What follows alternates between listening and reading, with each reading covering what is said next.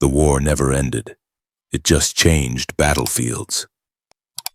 John 1:17 had fought the Covenant across a dozen worlds, watched civilizations burn under plasma fire, and stood alone on the edge of oblivion more times than Oni's classified reports could count. He'd activated Halo rings, commanded fleets from the ground, and survived encounters that would have broken entire battalions.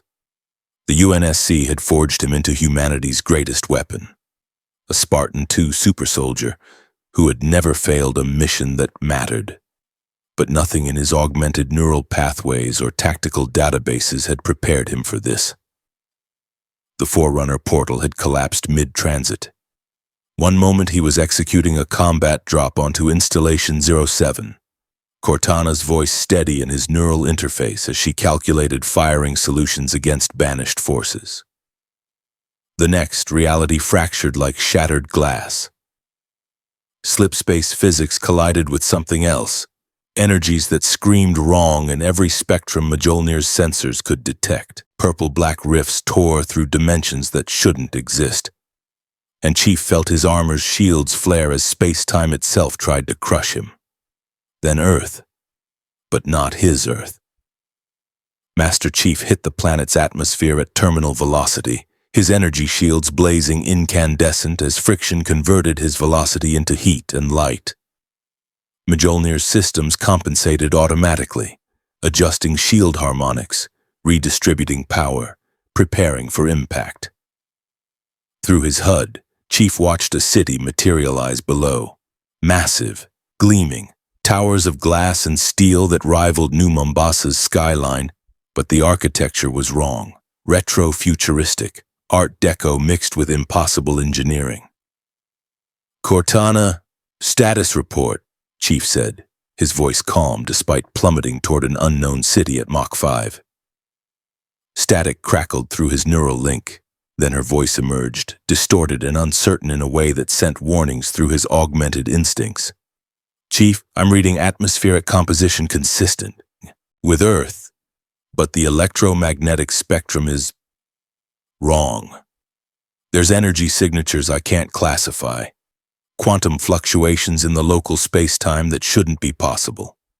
And something is interfering with my processes, dimensional frequencies I've never encountered.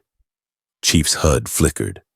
For a fraction of a second, his shields registered power sources in the city below that exceeded UNSC carrier reactors. Individual signatures, mobile, human-shaped. Brace for impact, Cortana said unnecessarily. The Spartan angled his armored body, letting Mjolnir's shields take the brunt as he crashed through the roof of a skyscraper. Concrete and steel exploded around him. His shields dropped to 40%, then 20%, then recharged as he punched through 3 more floors before his momentum carried him into the street below.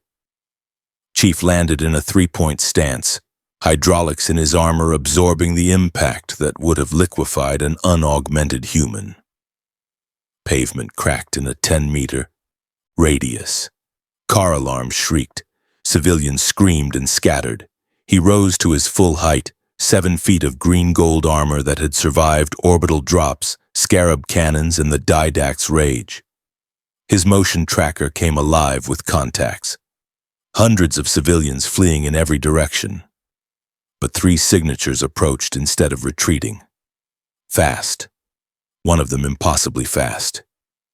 Chief's hand went to his MA-40 assault rifle, then stopped. The weapon's ammo counter read 0. The magazine was empty, expended during the firefight before the portal collapse. His sidearm had 3 rounds remaining, not enough for a sustained engagement. Cortana, tactical assessment. Working on it, Chief. Local network architecture is centuries behind UNSC standards, but there's something else. Quantum computing beyond anything in our databases. Satellite coverage is comprehensive. Military-grade surveillance watching us right now. And those 3 contacts, her voice carried an edge of concern, one of them just broke Mach 3. In atmosphere, without a vehicle. The fastest contact resolved first, A blur of red and blue, and suddenly a man floated 30 meters above the street. He wore a suit of primary colors, brilliant blue with a red cape that shouldn't have provided any aerodynamic lift. The stylized S on his chest meant nothing to Chief's database, but the way the man hovered without visible propulsion systems screamed technology or abilities far beyond current UNSC understanding. Chief's targeting reticle tracked the floating man automatically, but he kept his hands away from his weapons. First contact protocols. Assess, adapt, survive. Easy there, the man said, his voice carrying clearly across the distance despite wind and traffic noise. His eyes glowed faintly red, some kind of optical implant or augmentation. You just fell from orbit and walked away. I'd like to know who you are and why you're here before anyone gets hurt. 2 more contacts landed nearby. A woman in armor that mixed ancient Greek aesthetics with impossible materials. Chief's sensors couldn't get a solid reading on her bracers or the sword at her hip. She moved with a warrior's grace that reminded him of Spartan trainees before the augmentations broke half of them. The third figure emerged from shadows that seemed deeper than they should be. Dark armor, cape, pointed ears on the cowl. No visible weapons, but Chief's threat assessment subroutines flagged him as extremely dangerous based purely on body language and the way he'd positioned himself for optimal tactical advantage. Mjolnir armor, the dark figure said, his voice distorted by some kind of modulator. Doesn't match any military or corporate design in our databases. The energy signature from your shields is off the spectrum. You're not from here. It wasn't a question.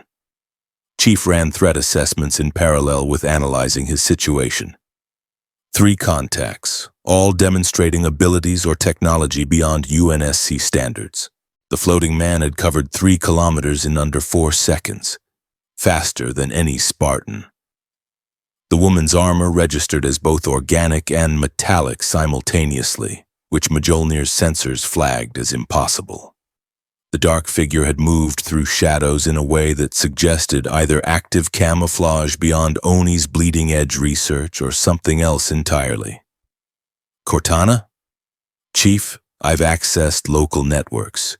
You're in a city called Metropolis, but not our Metropolis. The year is 2026, but technological development is inconsistent. Some areas centuries behind us, others impossibly advanced.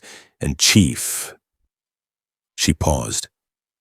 According to local records, the man in blue is called Superman. He can fly, lift aircraft carriers, survive nuclear detonations without armor. He's listed as an alien refugee from a dead planet. The woman is Wonder Woman, an Amazon with divine heritage. The dark one is Batman, human but with resources and skills that make Oni look underfunded. Alien, divine, human. 3 words that shouldn't belong in the same threat assessment. I'm Master Chief Petty Officer John 117, Chief said, his voice amplified by Mjolnir's external speakers. United Nations Space Command. I was on a combat operation when a portal malfunction brought me here. I'm not a threat to civilians. The man, Superman, descended slowly, his feet touching pavement with impossible lightness for someone who just demonstrated that much speed and power. Up close, Chief's sensors detected no armor, no visible weapons, just a suit of fabric that somehow survived atmospheric re-entry speeds.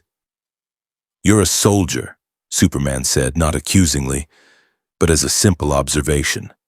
His eyes, still glowing faintly, seemed to look through Mjolnir's armor. X-ray vision or some equivalent technology. Your armor is military grade, designed for combat. The weapons you're carrying... He paused, his expression shifting slightly.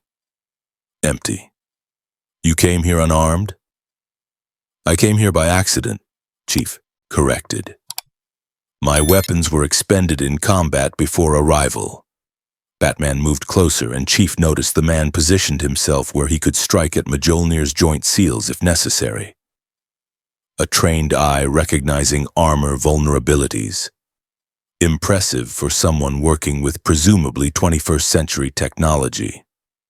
Your armor's shield technology generates a quantum field I've never seen before, Batman said. The AI you're carrying, yes, I detected her, is processing data at speeds that should require a facility, not a suit-mounted system. You're either from the future or somewhere else entirely. Both, Cortana interjected, her avatar appearing on Chief's external HUD display. A flickering blue silhouette visible to the three figures. We're from approximately 400 years in your future and apparently a different universe. The dimensional breach that brought us here intersected with energy signatures I'm still analyzing. One of them matches the purple-black rifts that deposited Chief here, something you call boom tubes in your local networks. Wonder Woman's hand moved to her sword hilt, a reflexive warrior's gesture. Boom tubes are new god technology, Apocalypse. If Darkseid is involved... I don't know who Darkseid is, Chief interrupted. I was fighting an enemy called the Banished when the portal collapsed. Whatever brought me here wasn't intentional. Superman's expression softened slightly, though his posture remained alert. You've been in combat. You're stranded in an unfamiliar world. You need help. I need information, Chief corrected. My mission was to secure Installation 07 and prevent its activation. If I'm no longer able to complete that mission, I need to understand where I am and how to return. Installation 07? Batman's eyes narrowed behind his cowl. What kind of installation requires a super soldier? Chief considered his response carefully. Oni Protocol screamed at him to maintain operational security, but he was alone, 4 centuries displaced, and facing 3 individuals who could apparently level city blocks. Truth, or at least partial truth, seemed tactically sound. A weapon, he said simply, designed to sterilize all sentient life in the galaxy. My job was to make sure it stayed off. The 3 exchanged glances. Superman's jaw tightened. Batman's posture shifted slightly, reassessing threat levels. Wonder Woman's hand remained on her sword. A weapon that could kill everyone in a galaxy, Superman said quietly. And you were fighting to keep it deactivated, alone? Not alone, with my team. But the portal separated us. Then you're a long way from your war, soldier, Batman said. There was something in his voice, not sympathy exactly, but recognition. Welcome to Earth, but not your Earth.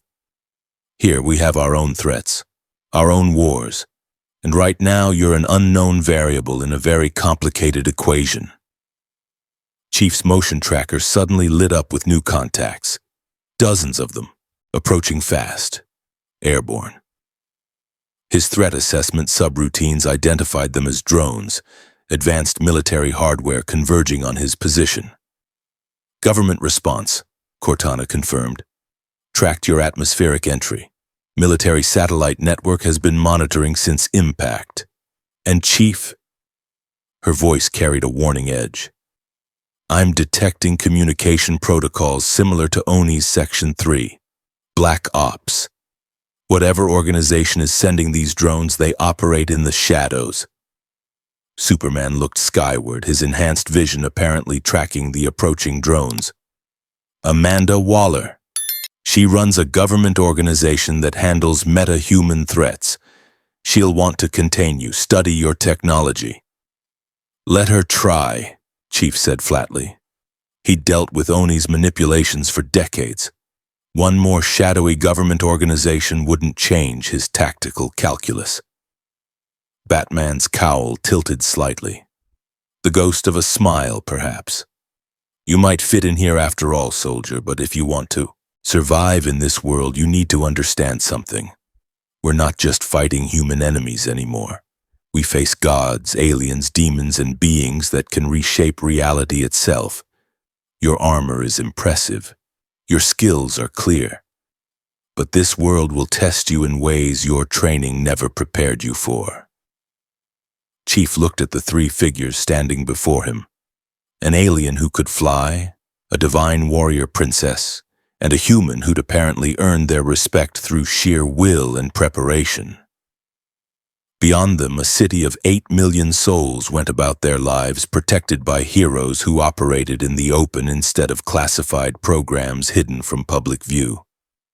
Different world, different war. Same mission? Protect humanity. Then I'll adapt, Chief said. It's what Spartans do. The drones arrived, and with them, the armored soldiers' introduction to a universe where the line between hero and weapon was about to be tested in ways the UNSC had never imagined. The drones descended like mechanical vultures, sleek, black, bristling with weapons that Chief's threat assessment systems immediately cataloged. Directed energy weapons, kinetic projectiles, EMP generators, designed to disable and capture, not kill. At least not immediately.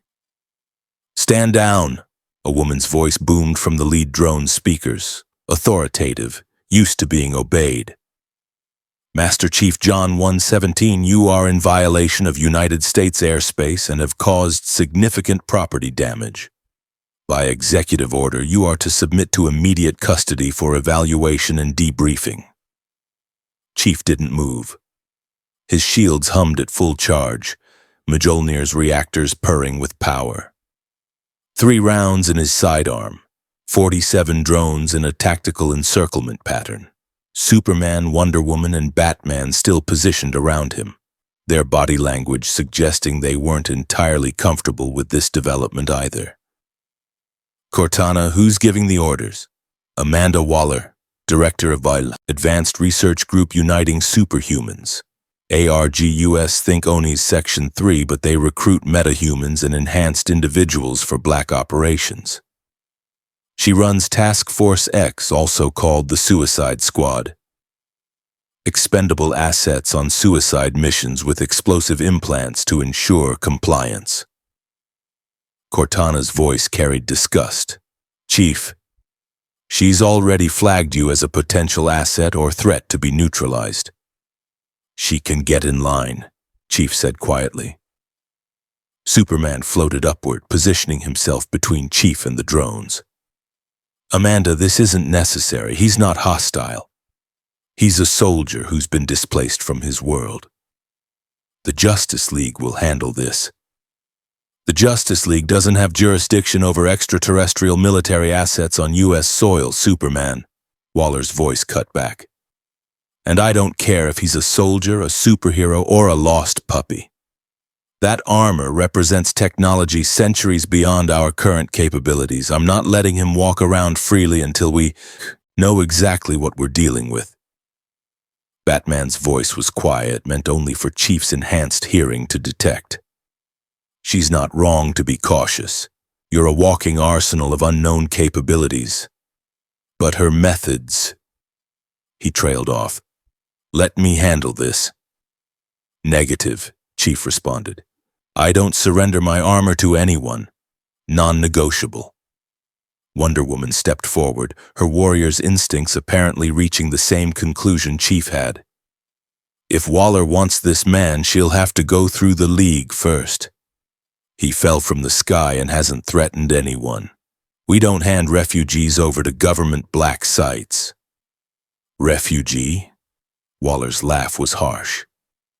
"That refugee is carrying weapons designed to punch through reinforced barriers and an AI that's already tried to hack 17 of my satellites. He's a military asset until proven otherwise." "Correction," Cortana interjected, her avatar appearing on multiple drone displays simultaneously. "I've successfully hacked 23 of your satellites, Director Waller. The other 17 had encryption that would have taken another 4 seconds. And for the record, I was just looking around. If I wanted to cause problems, your entire communications network would already be down." Chief felt a headache building despite his augmented physiology. "Cortana. She threatened you first, Chief." The drone's weapons powered up with high-pitched whines that Mjolnir's audio sensors identified as charging capacitors. 47 targeting lasers painted Chief's armor with additional systems tracking Superman and Wonder Woman. Batman had somehow disappeared. Chief's motion tracker showed him repositioning to a rooftop overlooking the engagement zone.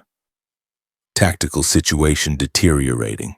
Chief ran combat scenarios in parallel with diplomatic options. He could disable the drones. Mjolnir's shields would absorb the first volley. His enhanced speed would let him close distance before they recharged, and even with minimal ammunition, his hand-to-hand capabilities could neutralize mechanical threats efficiently. But that would prove Waller's point about him being dangerous. And it would make enemies of a government he didn't understand in a world he didn't know. The UNSC had taught him to complete missions. The Covenant War had taught him to survive impossible odds. But 30 years of classified operations under Oni's thumb had also taught him when to recognize a political trap. "I'll submit to a meeting," Chief said carefully. "Not custody, not interrogation. A meeting with whoever has authority over metahuman affairs in this world. I'll answer questions about my capabilities and intentions. But my armor stays on, my AI stays with me, and I walk out when I'm done." "That's not how this works, soldier," Waller shot back. "It is now," Superman said firmly. "Chief has offered a reasonable compromise. The Justice League will vouch for him during the meeting. Watchtower neutral ground. Waller if you want answers. That's your option." Silence stretched for 3 seconds. Chief's threat assessment subroutines calculated Waller's decision matrix. She wanted his technology, wanted him contained, but she also couldn't afford open conflict with the Justice League in the middle of Metropolis. Political calculus versus operational objectives. "Fine," Waller said finally. 2 hours, Watchtower. But if he so much as looks at my people wrong, I'm activating countermeasures you really don't want to see, Superman." The drones withdrew, ascending rapidly into the cloud cover. Chief's motion tracker tracked them until they passed beyond sensor range. But he knew they were still watching. Always watching. Batman reappeared from the shadows, dropping from the rooftop with a cape that somehow arrested his fall without any visible propulsion system. "You just made an enemy of one of the most dangerous people on this planet. Amanda Waller doesn't forget and she doesn't forgive. I've made worse enemies," Chief said. He'd stared down Prophet of Truth, survived the Didact's contempt, and stood against the flood itself.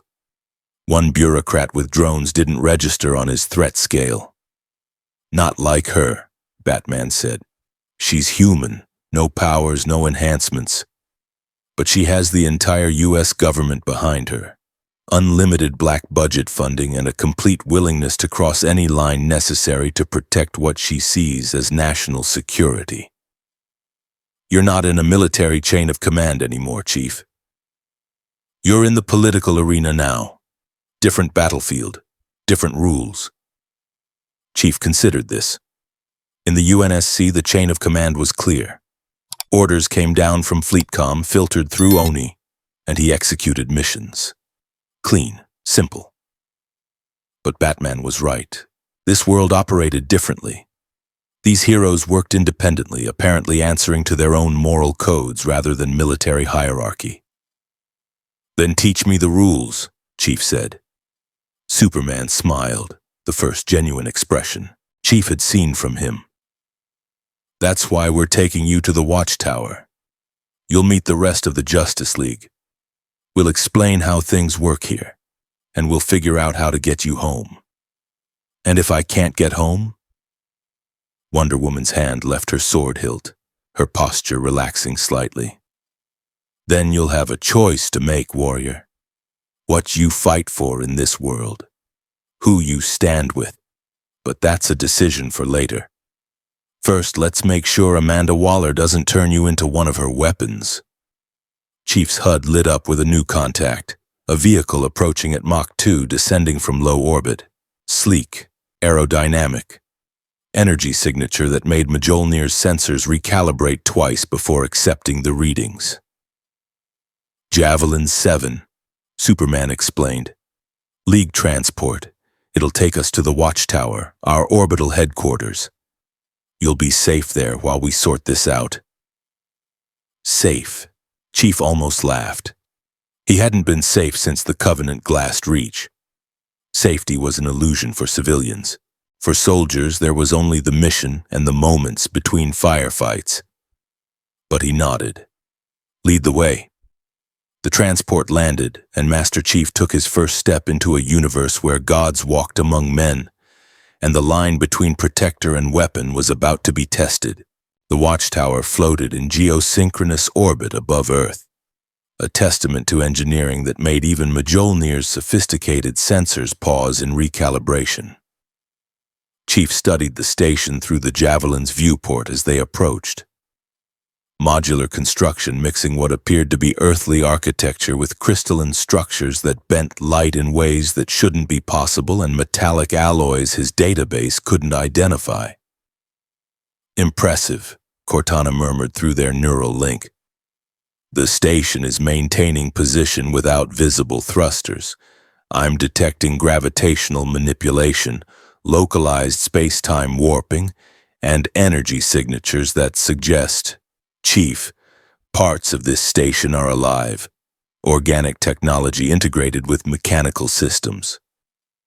New God technology, Superman explained, apparently catching some of Chief's body language despite the armor.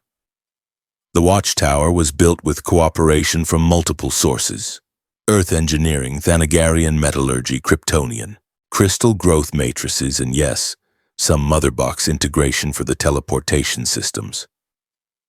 It's designed to be a neutral ground where the League can monitor global threats and coordinate responses.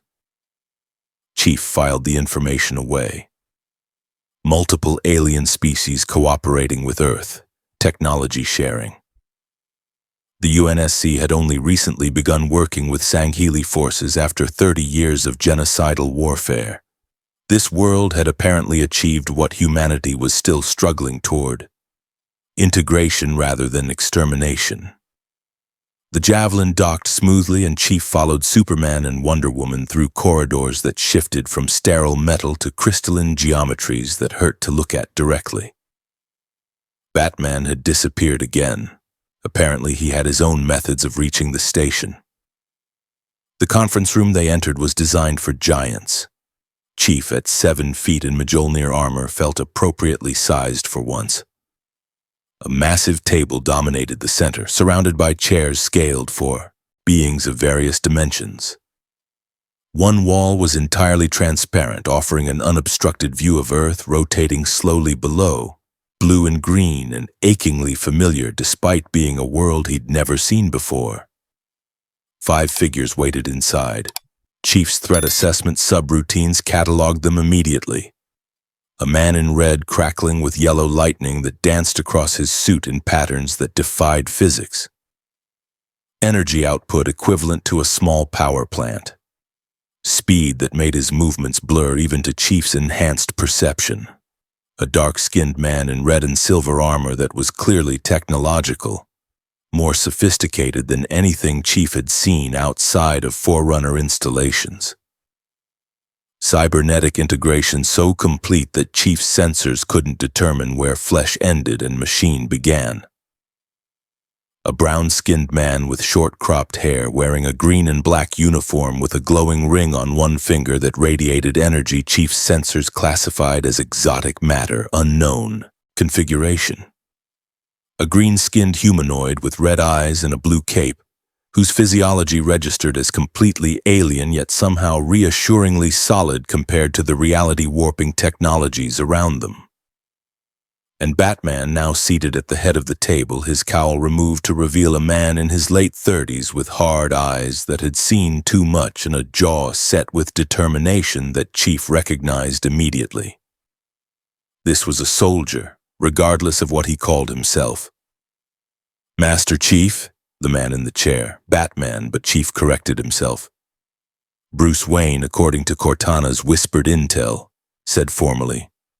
Welcome to the Watchtower. This is the Justice League. He gestured to each member in turn. Flash, fastest man alive. Cyborg, human mother box hybrid. Green Lantern, intergalactic peacekeeper. Martian manhunter, telepathic powerhouse, and our moral compass. You've met Superman, Wonder Woman, and myself. Chief nodded to each in turn, his training in military protocols, serving him well. Master Chief Petty Officer John 117, United Nations Space Command, Spartan 2 program. The Flash barely looked older than 20, grinned. Dude, you fell from orbit and walked away. That's seriously cool. Can I see your armor's specs? I've been running calculations since Batman sent the data, and the energy-to-mass ratios don't make sense with our current physics models. Barry, Batman said quietly. The Flash subsided, though his fingers drummed on the table at speeds that created a low hum. Before we begin, the Martian Manhunter said, his voice deep and resonant, I must ask your permission to conduct a surface telepathic scan. It would confirm your intentions and allow us to verify your story. I would not go deeper than surface thoughts without consent. Chief's hand moved fractionally toward his sidearm before he stopped himself. Telepathy. The Gravemind had violated minds, turned entire crews into shambling puppets. The thought of anyone inside his head, negative, he said flatly. My thoughts are my own. John nodded slowly, no offense visible in his alien features. I understand. The offer stands if you change your mind. Trust must be earned, not taken. Agreed, Chief said. Cyborg leaned forward, his technological eye glowing faintly. Your AI is trying to access the Watchtower's systems, not aggressively, but she's definitely probing our network architecture. Impressive coding, she's navigating protocols that should take human programmers years to crack. Cortana, Chief said warningly.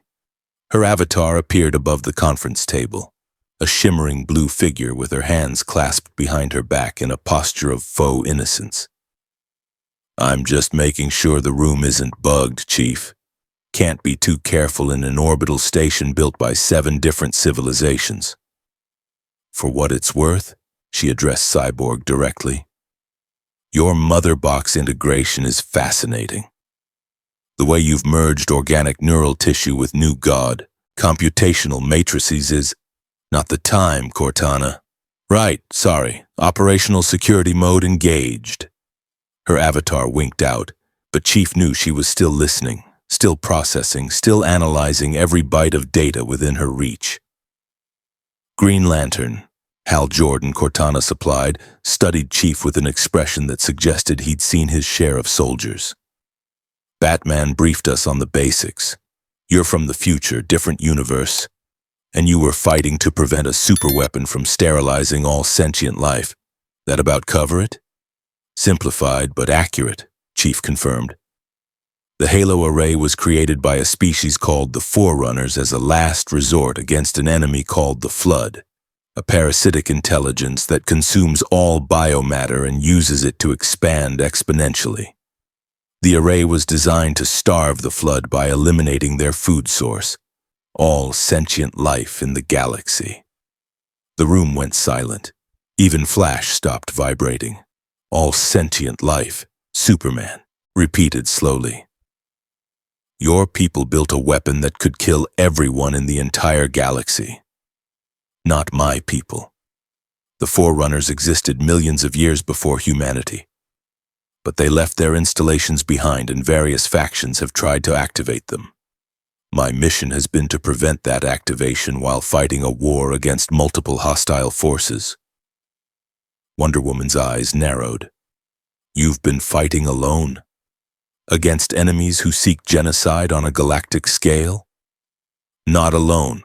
With my team, Blue Team, and with UNSC support when available. But Spartans are trained to operate independently behind enemy lines. Solo infiltration, target elimination, strategic disruption. We do what needs to be done. Child soldiers, Batman said quietly. It wasn't a question. Chief's jaw tightened behind his helmet. The Spartan 2 program recruited at age 6.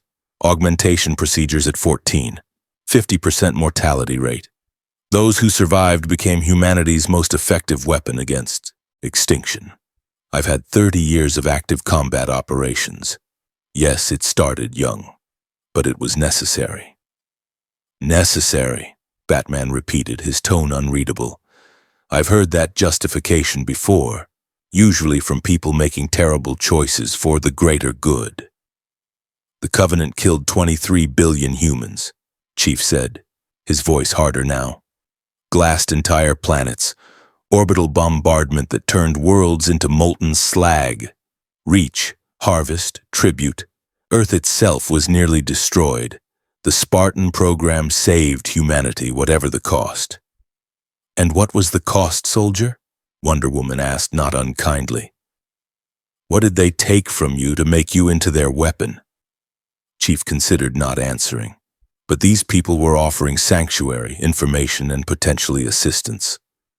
And some part of him, the part that still remembered being John before he became 117, wanted them to understand. My childhood. My name. My choice. They took 75 children and turned us into Spartans. Most are dead now, but those of us who survived saved billions. I don't regret what I became, only what it cost others to make me. The Martian manhunter's expression softened with something that might have been recognition. You carry the weight of your entire species. I understand that burden.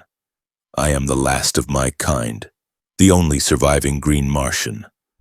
I know what it is to be a weapon shaped by necessity. Then you understand why I can't remove my armor or surrender my capabilities to Waller's organization, Chief said. I've spent my life being a tool for military necessity. If I can't return to my universe, I won't become someone else's weapon here. You won't have to, Superman said firmly. The League operates independently of government control. We work with authorities when our goals align, but we don't take orders from them. If you need sanctuary while you figure out how to get home, we can provide it. In exchange for what? Chief asked. Trust but verify. Oni's first lesson. Batman smiled, a thin, dangerous expression. Information, tactical cooperation if threats arise, and eventually, if you choose, you could join the League's auxiliary forces. Heroes who work with us but maintain their independence. I'm a soldier, not a superhero. We have plenty of soldiers in our ranks, Green Lantern said. I'm an Air Force pilot. Diana is a warrior of Themyscira. John has commanded armies. We're not asking you to wear spandex and pose for cameras. We're asking if you want to continue doing what you do best, protecting people, while we help you find a way home. Chief processed this. Tactical alliance with independent heroes, sanctuary from government appropriation, access to technology and resources that might help him return to his universe.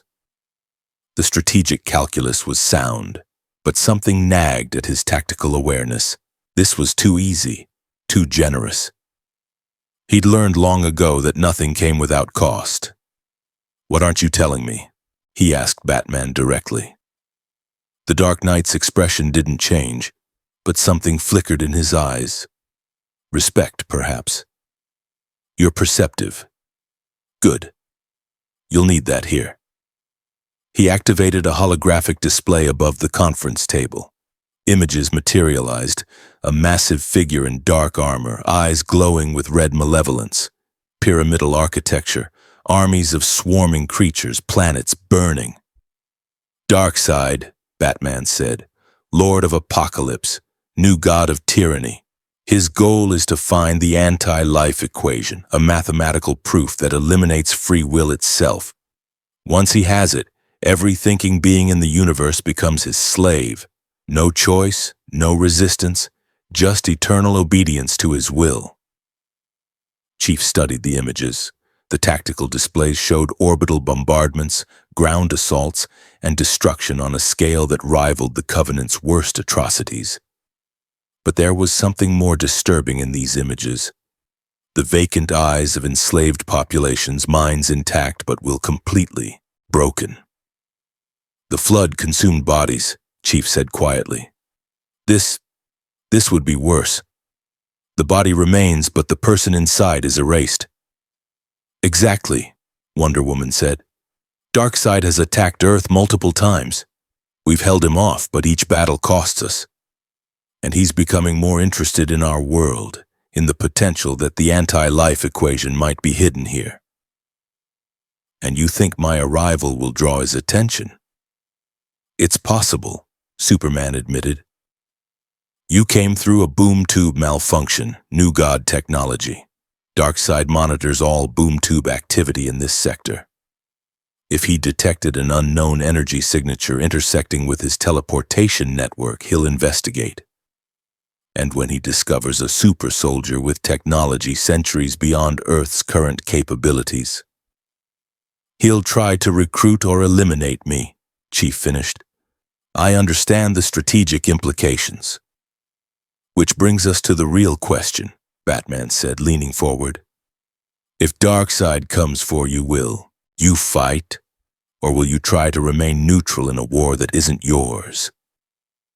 Chief looked at the faces around the table. Warriors and soldiers, every one of them. People who'd chosen to stand against impossible threats despite the cost. He thought of his team. Blue team scattered across who knew how many universes if they'd survived the portal collapse. He thought of Cortana's earlier analysis of this world's physics, the energy signatures that suggested boom tubes and Forerunner portals might share underlying principles. If he wanted to get home, he needed to understand the technology that brought him here, and that meant understanding these new gods and their capabilities. I fight, Chief said simply. It's what I do. If Darkseid threatens civilians, I'll engage, but I need access to new god technology. Boom tubes, mother boxes, whatever you have. If I'm going to find a way home, I need to understand the principles that intersected with Forerunner slipspace. Cyborg nodded slowly. I'm integrated with a mother box. It's how I survived the accident that nearly killed me. I can show you the basics, but new god tech is complicated. It operates on principles that blend technology, consciousness, and something that's almost like magic. It's not just code. It's alive in a way that even my mother box doesn't fully explain. Magic, Chief repeated skeptically. Sufficiently advanced technology, Flash quoted, is indistinguishable from magic. Except here we have actual magic too. It's going to be a learning curve, Chief. Before Chief could respond, alarms blared throughout the watchtower. Red lights pulsed. Cyborg's technological eye flared as he accessed the station's systems. Boom tube opening, he said sharply.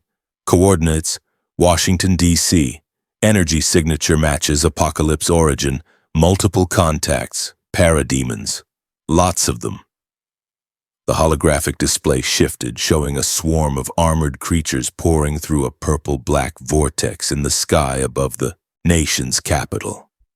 Chief's threat assessment systems cataloged them immediately. Airborne assault troops, numerous targets, coordinated attack pattern. Darkseid's calling card, Batman said grimly, already moving toward the door. He sends parademons as advanced scouts or terror weapons. If they're attacking DC, he's making a statement.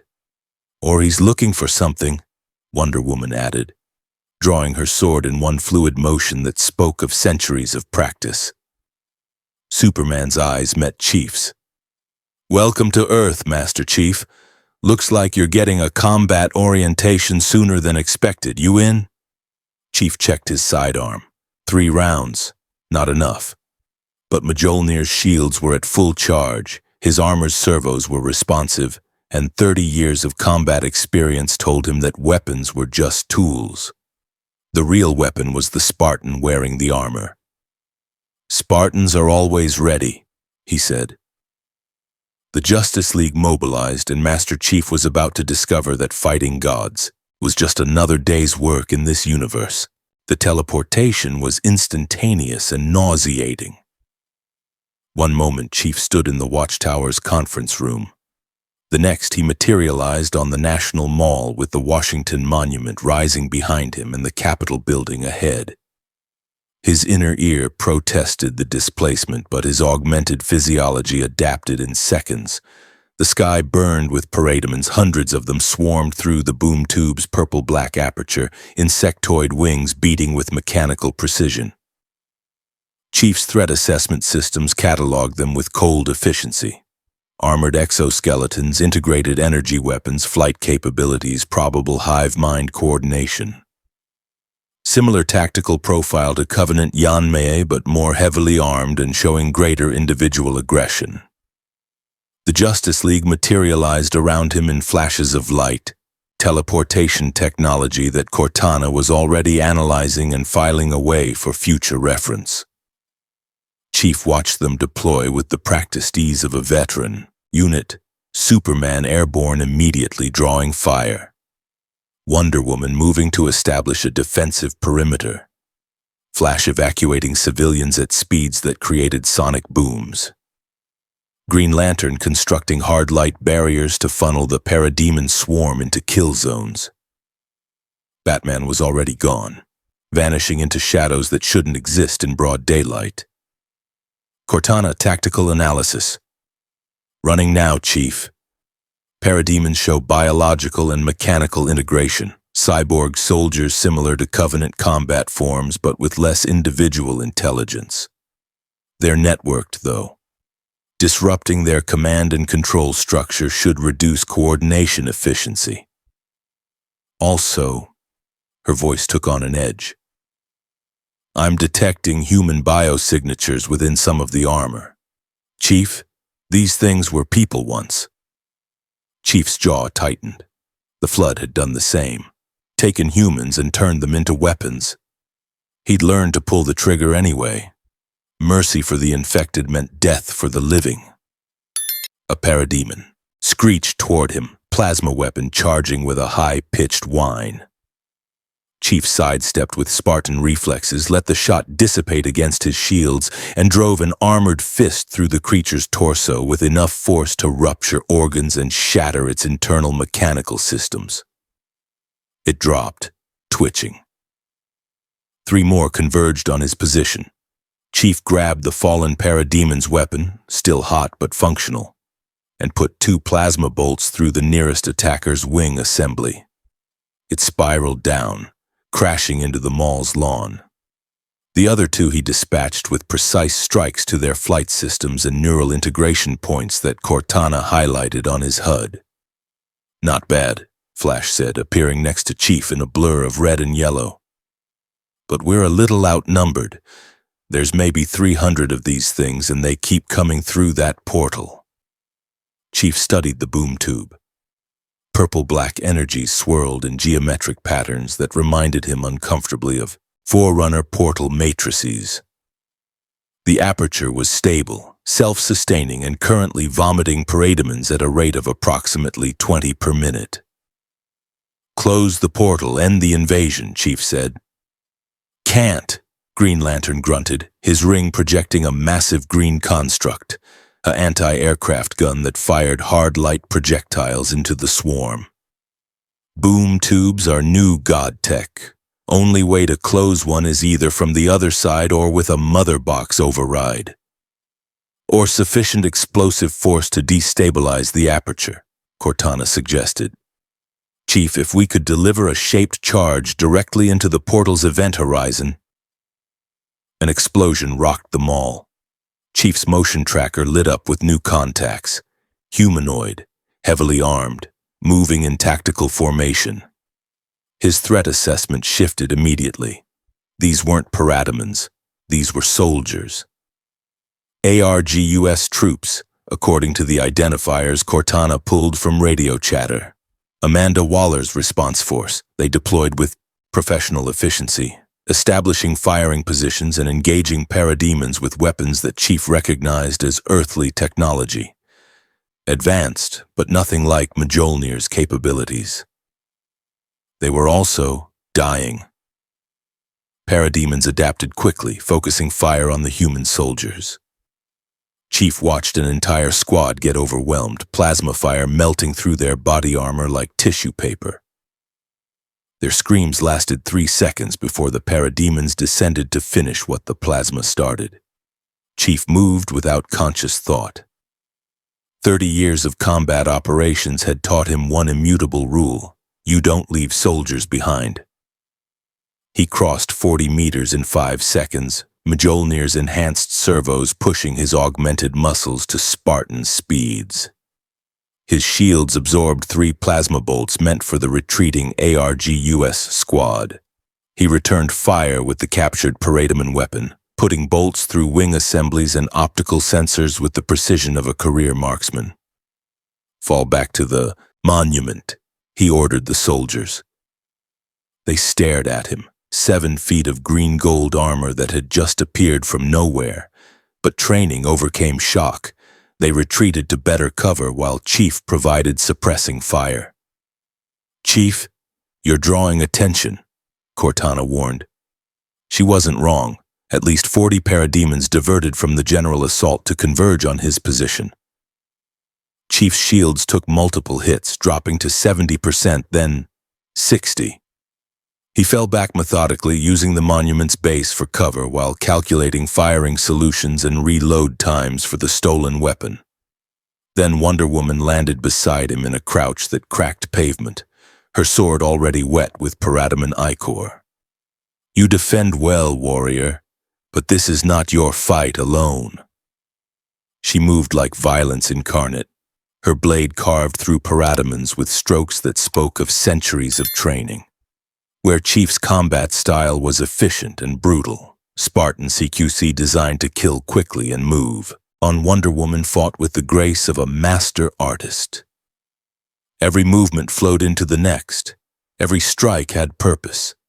She was a warrior goddess, and the parademons died knowing they faced something beyond their programming. "Your form is effective," Chief said, dropping 2 more parademons with plasma headshots. "But inefficient.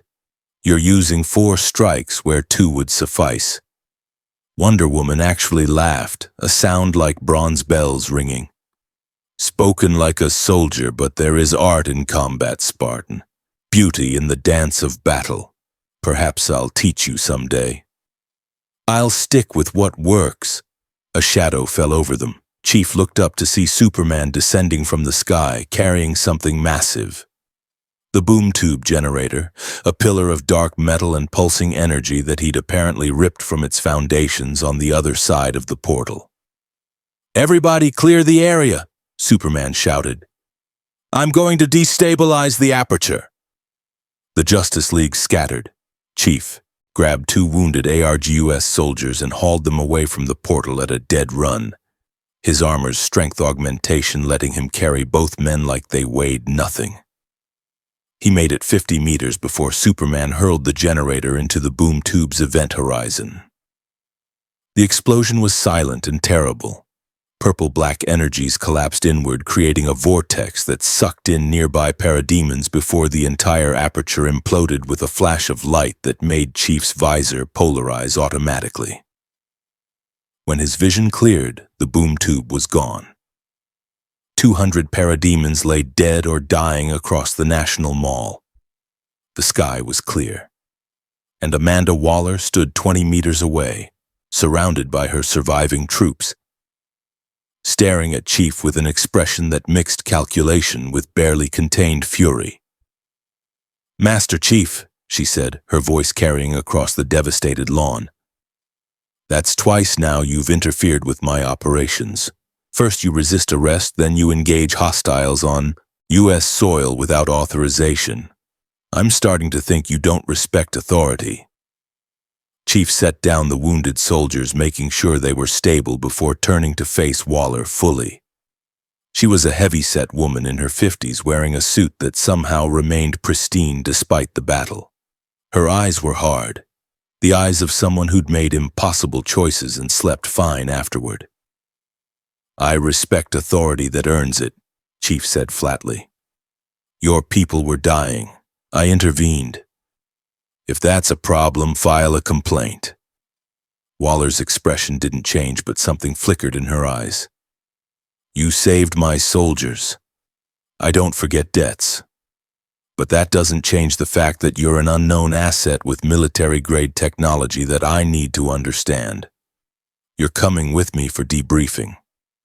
"We've had this conversation," Superman said, landing between Chief and Waller with the kind of casual power that suggested he could end this standoff in a microsecond if he wanted. "Chief is under Justice League protection. He'll cooperate with authorized inquiries, but he's not going to one of your black sites." "This isn't a request, Superman," Waller shot back. "I have executive authority over metahuman and extraterrestrial threats. That armor just proved it can withstand concentrated plasma fire and carry 2 grown men at speeds that should require powered exoskeletons. I need to know what else it can do before I let him walk around freely." Batman appeared from nowhere. Chief's motion tracker had lost him entirely, which was both impressive and concerning, and spoke with quiet authority. "You need to understand what you're dealing with, Amanda. This isn't a metahuman you can threaten with explosive implants or leverage with blackmail. This is a soldier who's been fighting extinction-level threats since he was 14 years old. He's killed more enemies than your entire organization combined, and he did it without losing his humanity. You should be recruiting him, not antagonizing him." Waller's eyes narrowed. "Is that what the Justice League is doing? Recruiting?" "We're offering sanctuary," Wonder Woman said, stepping forward with her sword still drawn. "Something you should appreciate, Director. He saved your soldiers when he could have simply defended himself and let them die. That speaks to character." Chief watched the exchange with growing understanding. This was the political battlefield Batman had warned him about. Not plasma and bullets, but words and authority and competing agendas. Waller wanted to control him, the Justice League wanted to recruit him, and he just wanted to find a way home. "I have a proposal," Chief said, cutting through the argument. "I'll submit to a capabilities assessment, non-invasive. I'll demonstrate what my armor can do, answer questions about my weapons and technology. In exchange, Director Waller, you provide me with access to any records you have on boom tube technology, dimensional physics, and any incidents involving portal malfunctions or cross-universal breaches." Waller studied him. "You want to go home. I have a mission to complete, a team that needs me, a war that won't wait for me to play politics in another universe." Something shifted in Waller's expression. Not sympathy exactly, but recognition. She understood duty, understood being bound by missions that never ended. "Fine. Capabilities assessment at ARGUS headquarters, tomorrow 0900 hours. Justice League can observe if they want." "But Chief..." She stepped closer, meeting his visor with unflinching eyes. "If I find out you're a threat to this world, I will put you down. I don't care how many Spartans they made. I don't care how many wars you've won. I protect Earth. That's my mission. We clear?" "Crystal," Chief said. "Good. Then we understand each other." Waller turned to her troops. "Secure the perimeter. Get the wounded to medical. I want a full after-action report in 2 hours." She walked away without another word, her soldiers falling in behind her with the discipline of veterans. Chief watched her go, his threat assessment subroutines filing away everything he'd observed. Amanda Waller was dangerous, not because of power or technology, but because she had conviction and resources and absolutely no hesitation about using both. "Well," Flash said, vibrating with nervous energy, "that went better than I expected. No one got arrested or blown up. Win-win." "She's planning something," Batman said quietly. his eyes tracking Waller's departure. Amanda doesn't make deals unless she's already planning how to exploit them. Chief, watch your back at that assessment tomorrow. Always do, Chief said. Superman put a hand on Chief's shoulder, a gesture of camaraderie that would have crumpled unaugmented bones but that Mjolnir's shields absorbed easily. You did good today. Saved lives, protected people. That's what being a hero is about. I'm a soldier, Chief said. I was just doing my job. Then you'll fit right in, Wonder Woman said with a smile. Because that's what we do too. Now come. We should return to the watchtower and plan for tomorrow's assessment. If Waller is involved, we'll need to be prepared for anything. The Justice League teleported out and Chief went with them. But as the Washington Monument disappeared in a flash of light, he couldn't shake the feeling that he'd just walked deeper into a trap he didn't fully understand.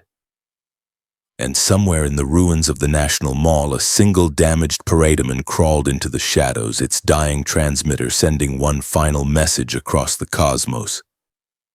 Target acquired. Spartan capabilities confirmed. Inform Lord Darkseid. ARGUS headquarters looked like every Oni facility Chief had ever infiltrated. All concrete brutalism and reinforced security checkpoints, built to contain threats rather than welcome guests. The subterranean complex sprawled beneath Washington, D.C. in layers of classified clearance levels, each deeper floor representing greater secrets and darker operations. Chief stood in Testing Base 7, a massive underground chamber designed for metahuman capability assessments. Weapon emplacements lined the walls. Energy dampeners hummed at frequencies meant to disrupt various power sets. Observation galleries behind reinforced glass held Amanda Waller, various ARGUS scientists, and the Justice League members who'd insisted on monitoring the proceedings. Spartan 117, Waller's voice came through speakers embedded in the walls. Welcome to ARGUS. We're going to run a series of tests to baseline your capabilities. Strength, speed, durability, weapons proficiency, tactical analysis. You'll be compensated for your cooperation with full access to our dimensional research archives as agreed. Questions? Rules of engagement? Chief asked. Non-lethal force only. We're using training drones and scenario simulations, but Chief... Waller paused. Don't hold back. I need to see what you can really do. Chief nodded. Cortana whispered through their neural link. She's recording everything. Biological scanners, energy pattern analysis, motion capture from 40 different angles. They're trying to reverse engineer Mjolnir's capabilities. Let them try, Chief subvocalized. Oni's been trying to replicate Spartan performance for 30 years. They're still failing. The first test was simple. Strength assessment. A hydraulic press designed to measure lifting capacity in increments up to 50 tons, apparently the baseline for beings like Wonder Woman. Chief approached the mechanism, noting the sophisticated sensors embedded throughout. He gripped the presses, handles, and lifted. The hydraulics screamed as Mjolnir's force-multiplying servos engaged, combining with his augmented musculature. The press's readout climbed 1 ton, 2 tons, 5 tons. Chief felt the resistance increasing, his armor compensating automatically. At 8 tons he stopped, not because he'd reached his limit, but because the press itself began to buckle under the stress. Impressive, Waller's voice carried grudging respect. You're operating at metahuman strength levels without any apparent biological enhancement beyond your armor. Incorrect, Cortana interjected, her avatar appearing on the observation gallery's displays.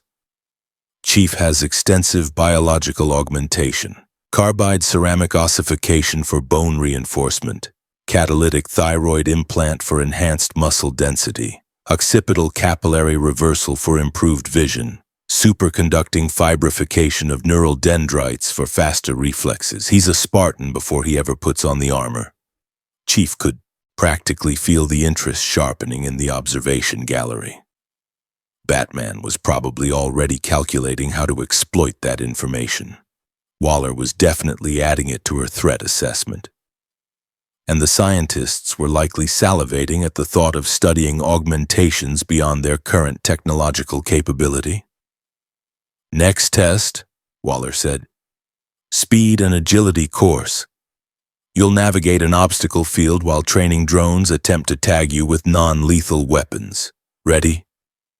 The chamber reconfigured itself, walls sliding apart to reveal a complex three-dimensional maze of platforms, obstacles, and kill zones. Training drones emerged from hatches, smaller and more maneuverable than the parademons from yesterday. Chief counted 47 active units. "Begin." Chief moved. 30 years of combat against Covenant forces had taught him to operate in three-dimensional battle spaces, zero-gravity boarding actions, urban warfare across multiple vertical levels, orbital drops, through hostile airspace. This course was playground compared to the Pillar of Autumn's failing reactor room or High Charity's twisted corridors.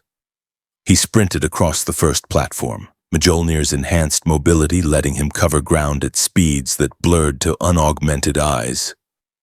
Drones converged on his position, firing marker rounds that would register as hits on his armor.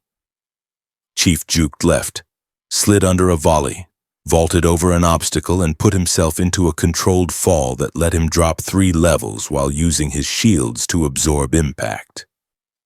The drones adapted, adjusting their predictive algorithms. Chief adapted faster. He wall ran across a vertical surface that should have been impossible, Mjolnir's magnetic systems letting him defy gravity for crucial seconds. Bounced between platforms with parkour efficiency that would have shattered unaugmented bones.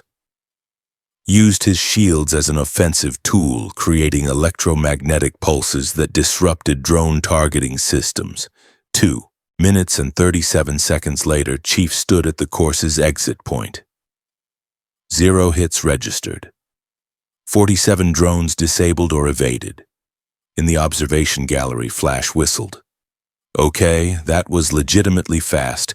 Not speedster fast, but way faster than any normal human should move in 1,000 pounds of armor. Mjolnir weighs half a ton, Cortana corrected. And the neural interface lets Chief control it like a second skin. The armor doesn't slow him down.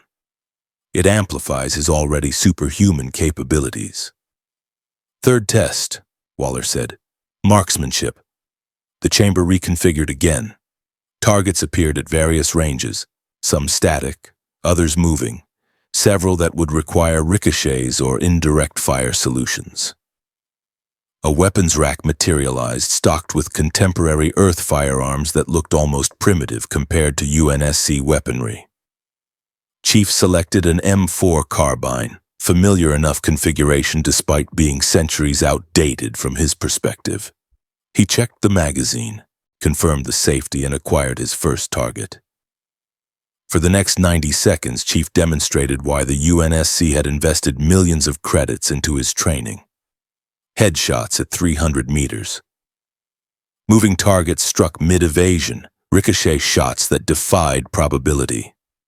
He burned through 3 magazines without a single miss, transitioning between targets with machine efficiency. Perfect accuracy, one of the ARGUS scientists breathed over an open comm channel. Even with unfamiliar weapons, Director, his neural augmentations must include enhanced hand-eye coordination beyond anything we've developed. Or 30 years of practice, Batman observed dryly from the gallery. "Fourth test," Waller said. "Tactical analysis. We're going to present a scenario. You'll have 60 seconds to formulate a response." A holographic projection materialized in the chamber's center, a detailed tactical display showing an urban environment under siege. Hostiles marked in red, civilians marked in blue, friendly forces in green, objectives highlighted in gold. Chief absorbed the scenario in 3 seconds. Terrorist cell holding a building with civilian hostages. Friendly forces pinned down by superior firepower. Time constraint. Hostages would be executed in 10 minutes if demands weren't met. Standard hostage rescue, Chief said. Suboptimal approach vectors for frontal assault. Friendly forces are using their mobility advantage incorrectly. They're entrenched when they should be flanking. Recommended solution: fast rope insertion on the building's roof. Breaching charges on the 3rd floor. Weakest structural point according to this architecture. Flash suppression and CQC to neutralize hostiles before they can execute prisoners. Egress via the same rooftop position. Civilian casualties 0. Friendly casualties acceptable risk but minimized with proper execution. Total operation time 4 minutes. Silence from the observation gallery. That's green. Lantern sounded impressed. That's essentially the same plan I came up with, and I've got a power ring that does tactical analysis for me. Training, Chief said simply. Spartans are conditioned for rapid threat assessment and mission planning under time pressure. Waller's voice carried a note of satisfaction. Final test: combat effectiveness against peer-level opposition. A door opened at the chamber's far end. Chief's motion tracker registered a new contact. Humanoid, moving with controlled power, radiating confidence. Wonder Woman stepped into the testing bay, sword sheathed, lasso coiled at her hip. She wore her full armor and her expression was all warrior focus. Director Waller asked me to provide realistic opposition. I've agreed on the condition that this remains non-lethal and stops when either of us yields. Chief studied her. Diana Prince, Princess of Themyscira, daughter of Zeus according to current continuity. Enhanced strength that let her match Kryptonian. Output: combat training spanning centuries. Divine weapons that could cut through virtually anything. And most importantly, a warrior's mentality that matched his own. This was not a test. This was a challenge. Understood, Chief said. Rules of engagement? Simple, Diana said, drawing her sword in one fluid motion. Make me yield, or I'll make you. First to concede loses. She moved. Chief had fought Sangheli warriors, brute chieftains, and Promethean constructs.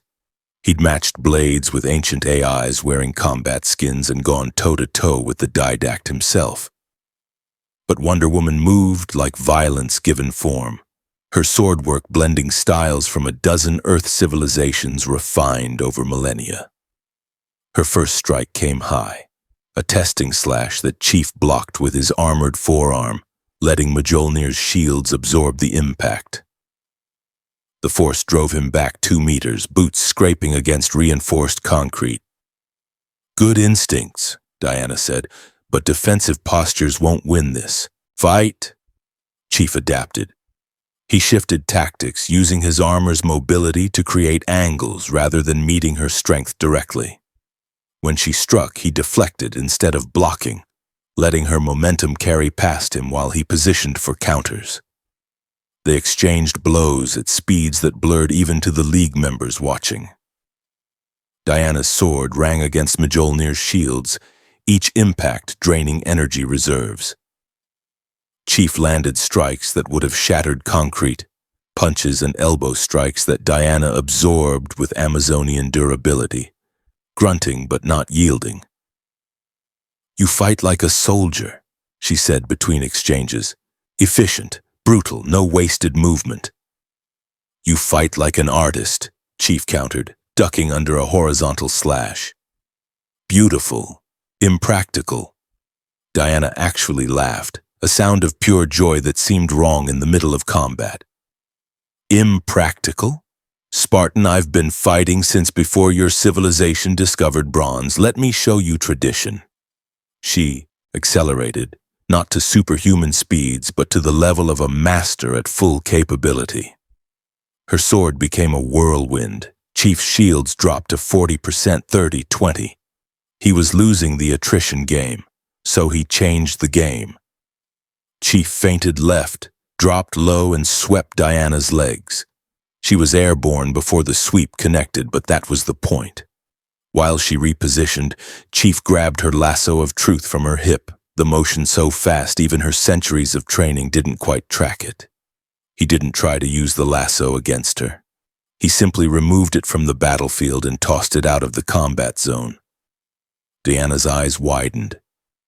Then she smiled, a fierce, predatory expression. Clever. You recognized I'd hold back from using my divine weapons against an opponent without equivalent gear, so you removed my restraint. Fair fight, Chief said. No advantages either side. Then let's make it truly fair. Diana removed her bracers, the indestructible Aegis shields, and set them aside. No divine artifacts, just warrior against warrior. They closed again. This time, without weapons and magic items, the fight became pure martial skill and physical capability. Diana had strength, speed, and centuries of experience. Chief had augmented physiology, Mjolnir's enhancements, and Spartan training designed to kill efficiently. The combat lasted another 90 seconds. They traded blows that cratered concrete, grappled with forces that bent steel. Chief used every CQC technique in the Spartan playbook, joint locks that Diana flowed out of with superhuman flexibility, throws that she turned into aerial repositioning, pressure points that did nothing against her divine constitution. Diana, in turn, demonstrated combat styles Chief had never encountered. Pancration from ancient Greece, Amazon war dancing that mixed lethal strikes with acrobatic evasion, techniques that had been ancient when humanity first looked at the stars. Finally, inevitably, Chief's shields failed entirely. A palm strike from Diana sent him sliding back, armor systems warning him that direct hits would now damage his armor's integrity.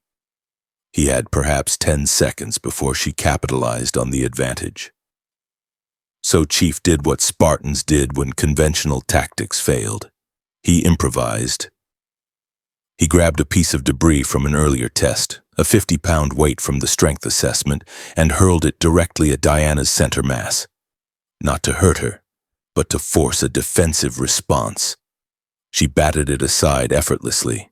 In that split second of distraction, Chief closed distance and deployed Mjolnir's Sparta laser designation system, a blinding flash meant to mark targets for orbital bombardment. Diana flinched, her enhanced vision momentarily overwhelmed. Chief swept her legs again, this time connecting, and followed her down, pinning her shoulders with his armored weight. Yield? He asked. Diana blinked, her vision clearing. She looked up at him, noted his position, and leverage, calculated her options, and smiled. I yield. Well fought, Spartan. You use every advantage available, even against superior opposition. That's the mark of a true warrior. Chief stood, offering her a hand. She took it, letting him pull her to her feet despite clearly not needing the assistance. A gesture of respect between warriors. In the observation gallery, the assembled witnesses sat in stunned silence. He beat Wonder Woman, Flash said unnecessarily. He outmaneuvered her, Batman corrected. There's a difference. In a fight to the death with no restrictions, Diana would have killed him in the first 30 seconds, but under non-lethal constraints, he recognized her reluctance to use full force and exploited it. Tactical genius. Waller's voice carried grudging admiration. Assessment complete. Chief, you've demonstrated capabilities equivalent to mid-tier metahuman combatants with the tactical acumen of special forces operators at the highest level. Your armor is a force multiplier, but you're the real weapon. As agreed, you'll have access to our dimensional research files. Appreciated, Chief said. When can I review the data? Immediately, Cyborg said, his voice coming through the chamber's speakers. I've already pulled the relevant files and started analyzing them. Chief, we need to talk.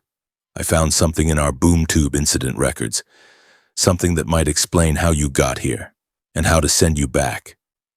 Chief's attention focused entirely on Cyborg. Explain. Not here. Too many ears. Meet me in the Watchtower's engineering bay. Bring Cortana. If I'm right about this... Cyborg paused. You might be able to go home, but the cost is going to be higher than you think. The Watchtower's engineering bay was a controlled chaos of technology that made Chief's head hurt from the sheer impossibility of it all. Crystalline Kryptonian matrices interfaced with Earth-built computer systems. Thanagarian metallurgy supported structures that bent space-time for power generation. And at the center of it all, Cyborg worked with a mother box, the sentient new god technology that was as much living being as computational device.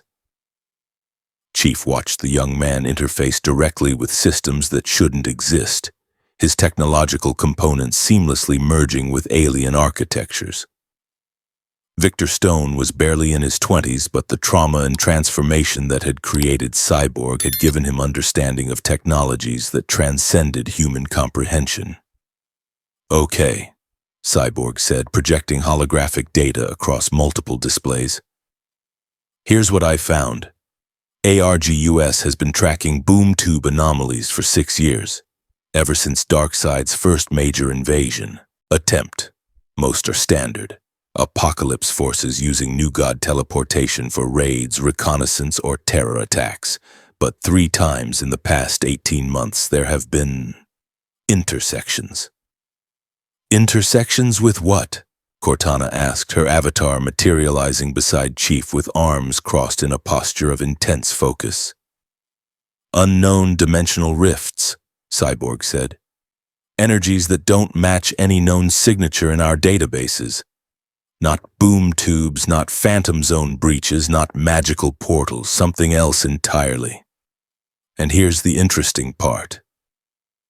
He manipulated the display, showing energy spectrum analysis that made Cortana's avatar lean forward with interest. The quantum signatures match exotic matter configurations that theoretically only exist in the far future or parallel universes with radically different physical laws. Chief's tactical mind raced through implications. You're saying boom tubes can accidentally connect with portals from other universes? More like they can destabilize other dimensional technologies, Cyborg said. Boom tubes tear holes in space-time using principles the new gods mastered millions of years ago. If another portal system, your forerunner slipspace, for example, was operating nearby when a boom tube activated, the quantum fields could interfere. Like crossing streams in electrical wiring, except with dimensional barriers instead of electrons. Cortana's avatar flickered as she processed calculations at speeds that made the Watchtower's systems strain to keep up. That matches our sensor data from the portal collapse. Chief was in slipspace transit when we detected external quantum interference. I initially classified it as forerunner defensive systems, but if it was actually new god technology intersecting with the portal's space-time manipulation, it would explain the dimensional breach, Cyborg finished. Your portal didn't malfunction randomly. It intersected with an active boom tube. The conflicting technologies created a rift between universes, and you fell through. Chief absorbed this information with the calm of someone who'd survived dozens of scenarios that should have been fatal. Can you reverse the process? Create another intersection that sends me home. Cyborg's expression darkened. Theoretically, yes. Practically, it would require precise control over both a boom tube aperture and a slipspace portal simultaneously.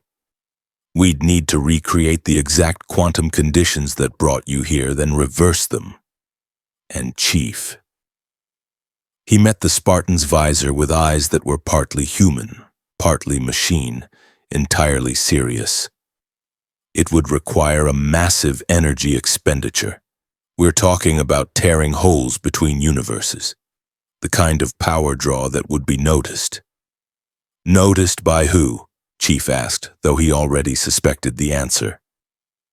Darkseid, Batman said, stepping out of shadows that Chief's motion tracker still couldn't reliably track.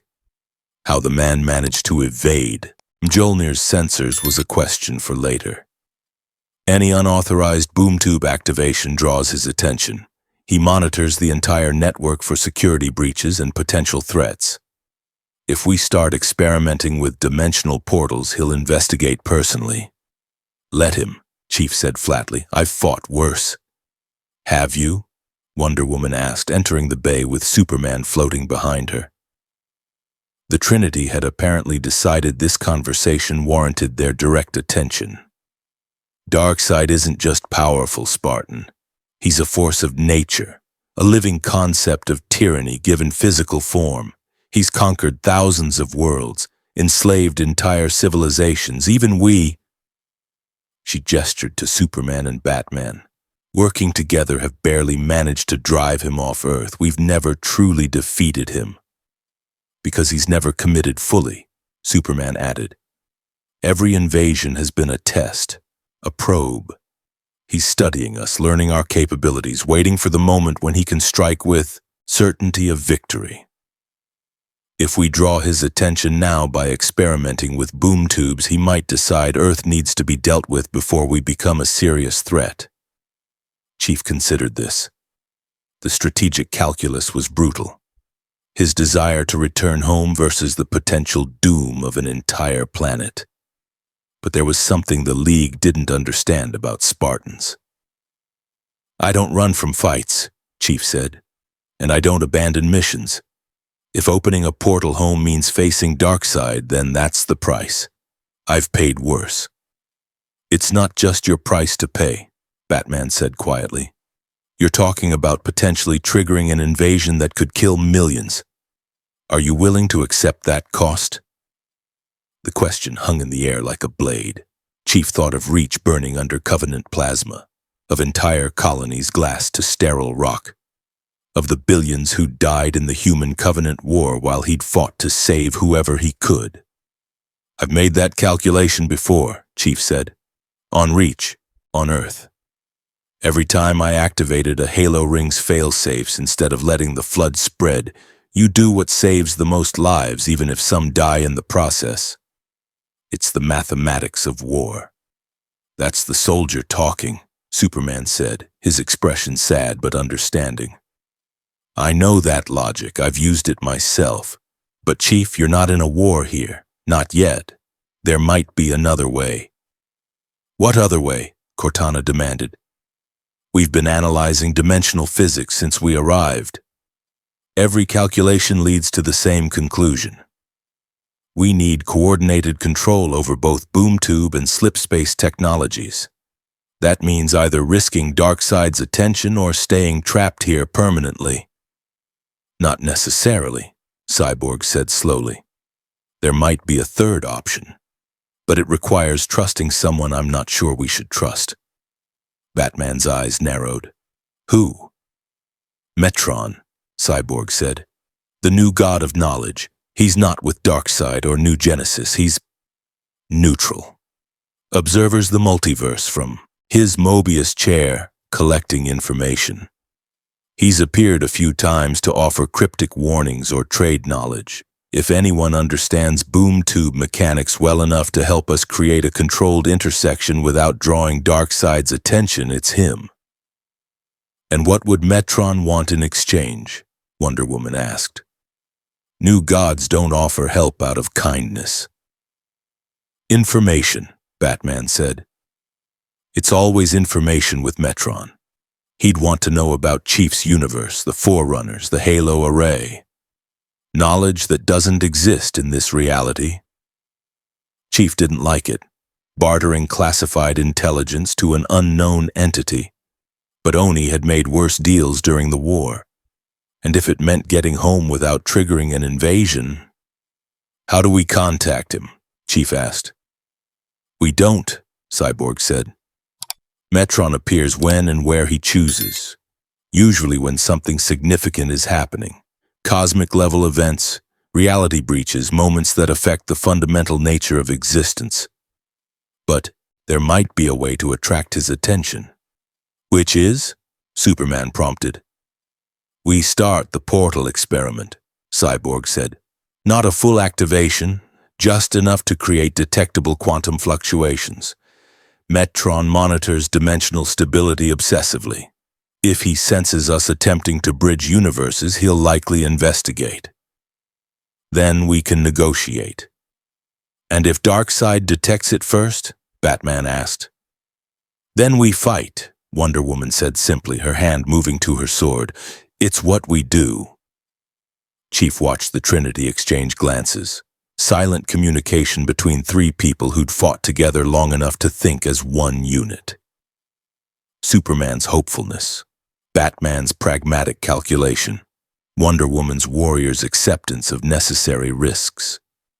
They were deciding whether to help him, knowing it might bring war to their doorstep. Don't, Chief said. Don't risk your world for one soldier. I've been stranded before, I've survived worse. I can adapt to this universe, find my own way home, eventually. You don't owe me anything. Yes, we do, Superman said firmly. You saved ARGUS soldiers when you could have just protected yourself. You fought parademons to defend civilians you'd never met. You've demonstrated repeatedly that you're a hero, regardless of what you call yourself. We help heroes. It's what the Justice League is for. Besides, Flash said, vibrating into the engineering bay with his characteristic disregard for dramatic tension. It's not just about you, dude. If we figure out how to safely create controlled dimensional bridges, that's huge. We could establish communication with parallel universes. Maybe even evacuate populations if their worlds are threatened. The knowledge alone is worth the risk. Barry's right, Cyborg agreed.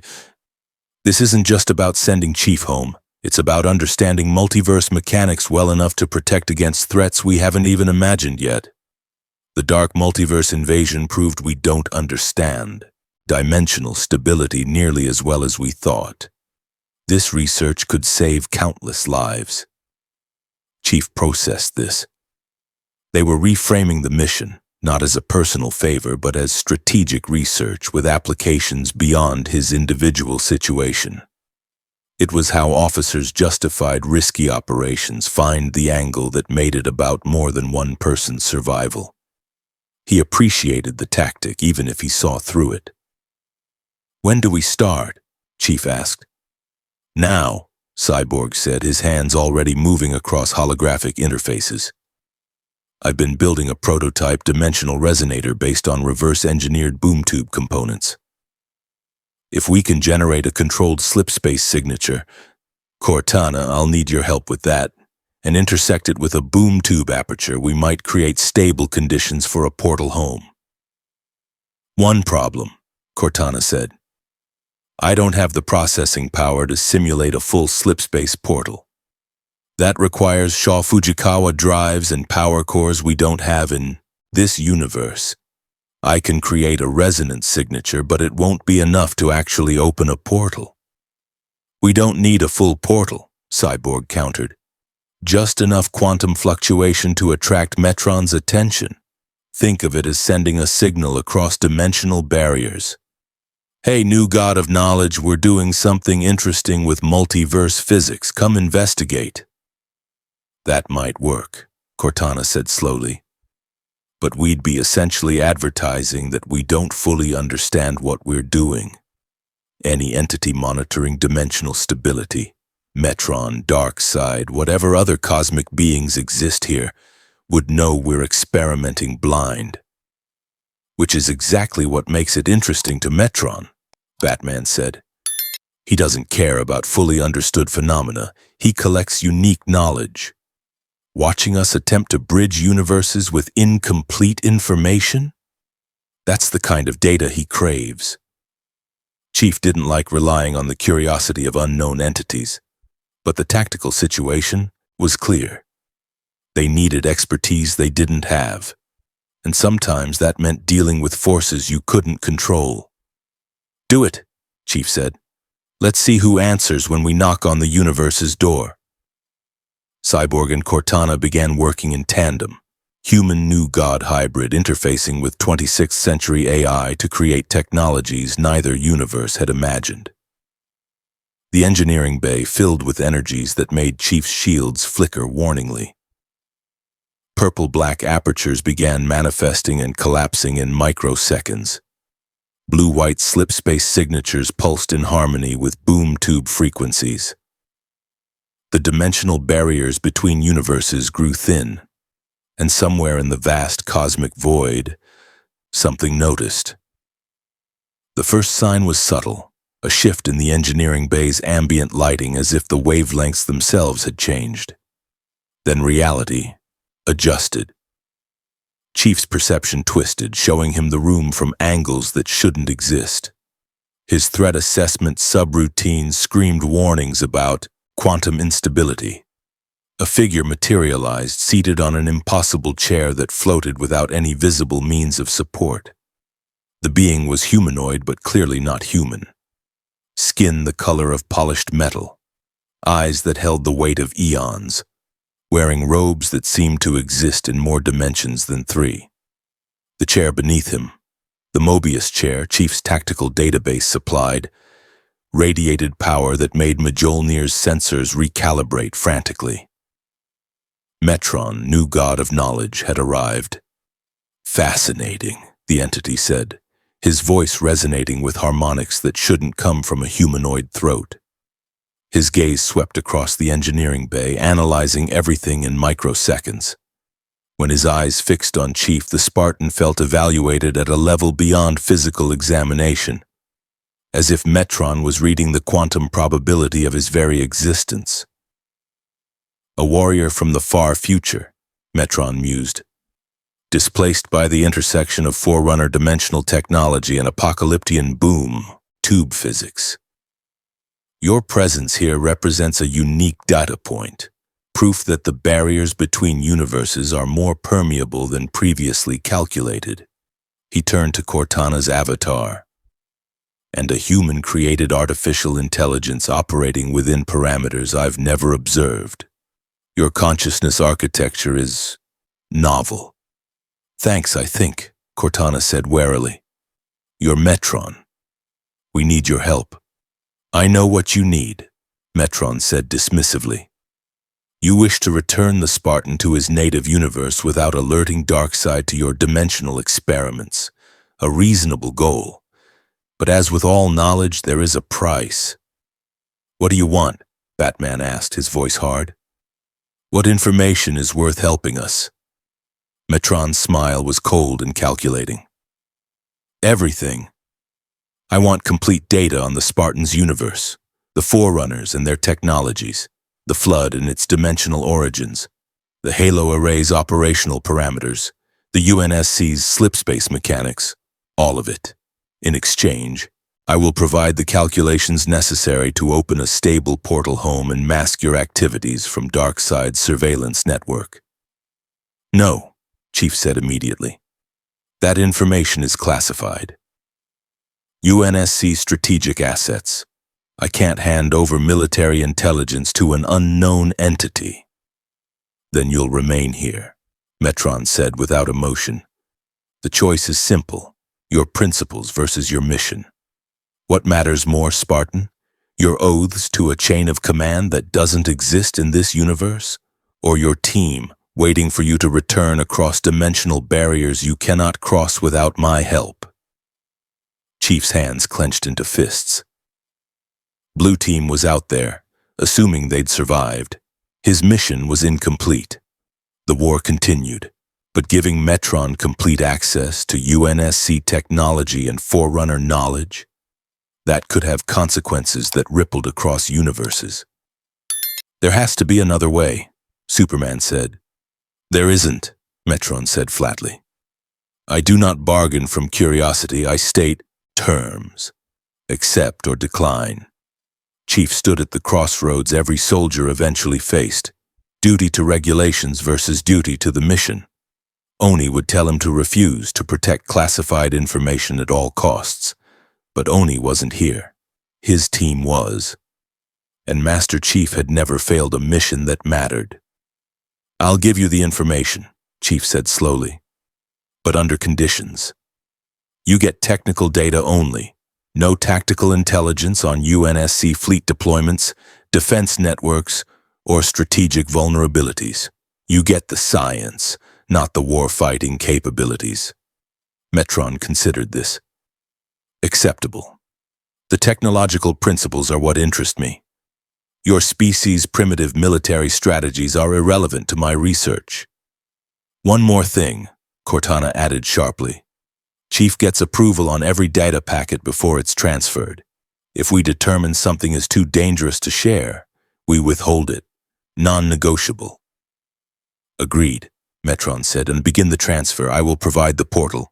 Calculations simultaneously. What followed was the strangest negotiation Chief had ever experienced. Cortana shared data from the Spartans' neural implants and her own databases, while Metron provided equations that rewrote dimensional physics on the fly. They traded information like hostile powers exchanging prisoners. Each release carefully calibrated, each piece of knowledge measured against its strategic value. Chief watched schematics of Mjolnir armor, Forerunner portal mechanics, and slipspace theory flow to Metron's Mobius chair. In exchange, they received calculations that even cyborgs struggled to implement, quantum coordinates that would create a stable bridge between universes. The transfer is complete, Metron said after what felt like hours but was actually 17 minutes. You now possess the knowledge to open a portal home. But be aware, Spartan, the energy requirements are substantial. Opening this portal will drain the Watchtower's reserves to critical levels. You will have perhaps 90 seconds to cross before the aperture collapses. Understood, Chief said. When can we? Alarms shrieked throughout the Watchtower. Cyborg's technological eye flared as he accessed security systems. Boom tube opening, massive energy signature, it's... Purple-black vortices erupted in the engineering bay. Parademons poured through, not dozens but hundreds, a coordinated assault that spoke of planning and intelligence. Behind them, larger figures emerged. Darkseid's Furies, Granny Goodness, Lashina, and Mad Harriet, elite warriors in service to tyranny. And at the center of the boom tubes, a figure that made Chief's threat assessment system scream warnings. Kalibak, Darkseid's son, 9 feet of muscle and rage, wielding a beta club that radiated death. Darkseid sends his regards, Kalibak roared. Father grows tired of your dimensional experiments. He claims this Spartan for apocalypse. Surrender him, or watch your precious watchtower burn. Justice League moved into combat positions instantly.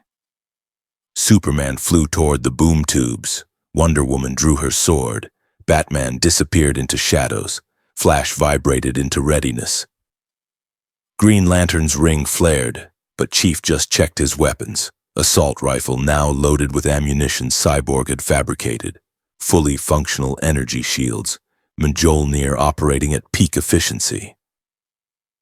Cortana, he said calmly. How long to open our portal home?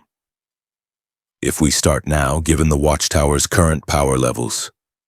60 seconds, but Chief, we're under attack. 60 seconds, Chief repeated. He looked at Superman. Can you buy me 1 minute? Superman's expression was grim. We'll buy you as long as you need. Go home, Chief. Complete your mission. We'll handle this. Master Chief turned to Cyborg. Do it. Open the portal. And as the Watchtower erupted into warfare between heroes and the forces of apocalypse, the quantum resonators began charging for one final dimensional breach, a bridge between universes that would either save a Spartan or doom a world. The engineering bay became a war zone in the time it took Chief's heart to beat twice. Parademons swarmed through boom tubes like mechanical locusts, their plasma weapons painting the air with deadly light. The Justice League met them with the practiced efficiency of warriors who'd faced cosmic threats and survived. Superman moved faster than Chief's enhanced perception could fully track, a blur of red and blue that intercepted parademons mid-flight, hurling them back through the boom tubes or crushing their armored bodies with controlled strikes that demonstrated terrifying restraint. He was holding back, Chief realized. If Superman unleashed his full capabilities, he could probably sterilize the entire engineering bay in seconds. But there were League members in the combat zone, and collateral damage wasn't acceptable. Wonder Woman became a whirlwind of silver and gold, her sword singing through paradaman armor like divine judgment made manifest. Each strike was perfect, economical, lethal, beautiful. She fought with a joy that seemed wrong in the middle of carnage, as if combat was meditation for her. When 3 parademons converged on her position, she laughed and cut them down with strokes that looked choreographed but were pure instinct. Flash was everywhere and nowhere, vibrating between attacks at speeds that made him impossible to target. He disarmed parademons, redirected their weapons fire into other enemies, and generally created chaos in their ranks. Chief watched him phase through a paradamon's chest cavity and pull out its power core, all while maintaining a running commentary. "Sorry, excuse me, coming through, really sorry about your vital organs." Green Lantern constructed massive weapons from willpower alone, anti-aircraft emplacements, energy barriers, giant fists that swept parademons aside like insects. His ring flared emerald brilliance, and Hal Jordan's face was set with grim determination. He was burning through, power fast. The constructs flickered occasionally as his will strained against the sheer number of enemies. Batman had vanished entirely, but parademons kept dropping with shuriken in their joints or unexpected explosive charges disabling their flight systems. He was invisible death, turning the engineering bay's shadows into weapons. And Cyborg stood at the portal resonator, both defending the device and operating it simultaneously. His arm-mounted sonic cannon kept parademons at bay while his technological eye calculated quantum coordinates at speeds that made the Watchtower's system scream warnings about processing overload. 40 seconds, Cyborg said, his voice strained.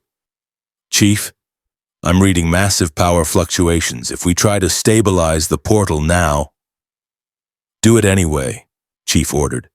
He raised his assault rifle and put 3 round bursts through paradaman targeting sensors, creating blind spots in their sensor network. "We don't get second chances at this." Kalibak roared across the battlefield, swinging his beta club with enough force to create shockwaves. "Father wants the Spartan alive. The rest die." Superman intercepted him, catching the beta club mid-swing. The impact created a thunder crack that rattled Chief's teeth even through Mjolnir's audio dampeners. "Not happening, Kalibak. Get off our station." They crashed together like titans. Kalibak was strong enough that even Superman had to brace himself against the onslaught. The Beta Club radiated nerve beam energy designed to cause pain on a neurological level. Superman gritted his teeth but held firm, pushing back against Darkseid's sun with Kryptonian might. The Furies moved to flank Superman. Granny Goodness, elderly in appearance but wielding strength that belied her form, swung a mace that crackled with apocalyptian technology. Lashina's whips lashed out with electricity and cutting edges that could sever steel. Mad Harriet cackled as she hurled energy claws that tracked targets with malevolent intelligence. Wonder Woman met them head-on. "Your fight is with me, Furies. Let's see if Apocalypse has taught you anything new since our last encounter." Steel met steel. Divine weapons clashed with new god technology. Wonder Woman moved between the 3 Furies with grace that made combat look like a performance, but Chief's tactical analysis showed the truth. She was outnumbered and taking damage. Small cuts appeared on her armor. Her bracers deflected energy attacks, but the impacts were wearing her down. 20 seconds, Cyborg said. Behind him, the portal resonator glowed with energies that made reality scream. Purple-black boom tube frequencies merged with blue-white slip-space harmonics. Dimensional barriers grew thin, and Chief felt his stomach lurch as quantum uncertainty made his position in space-time temporarily ambiguous.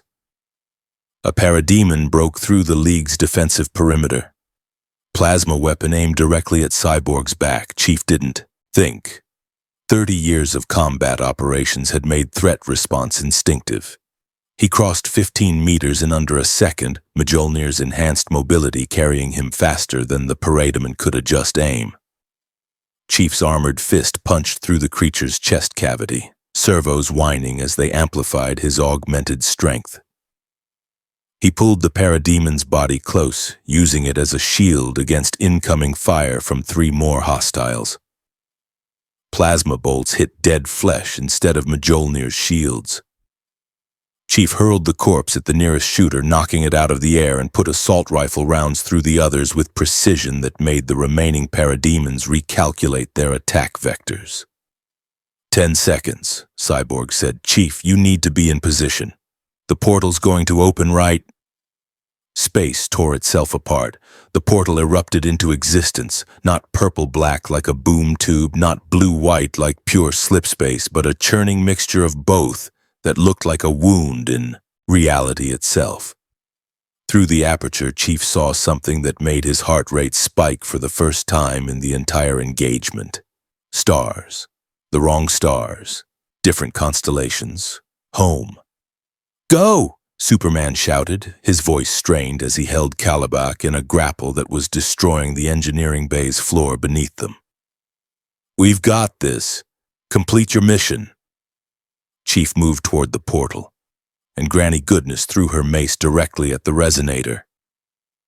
Time seemed to slow.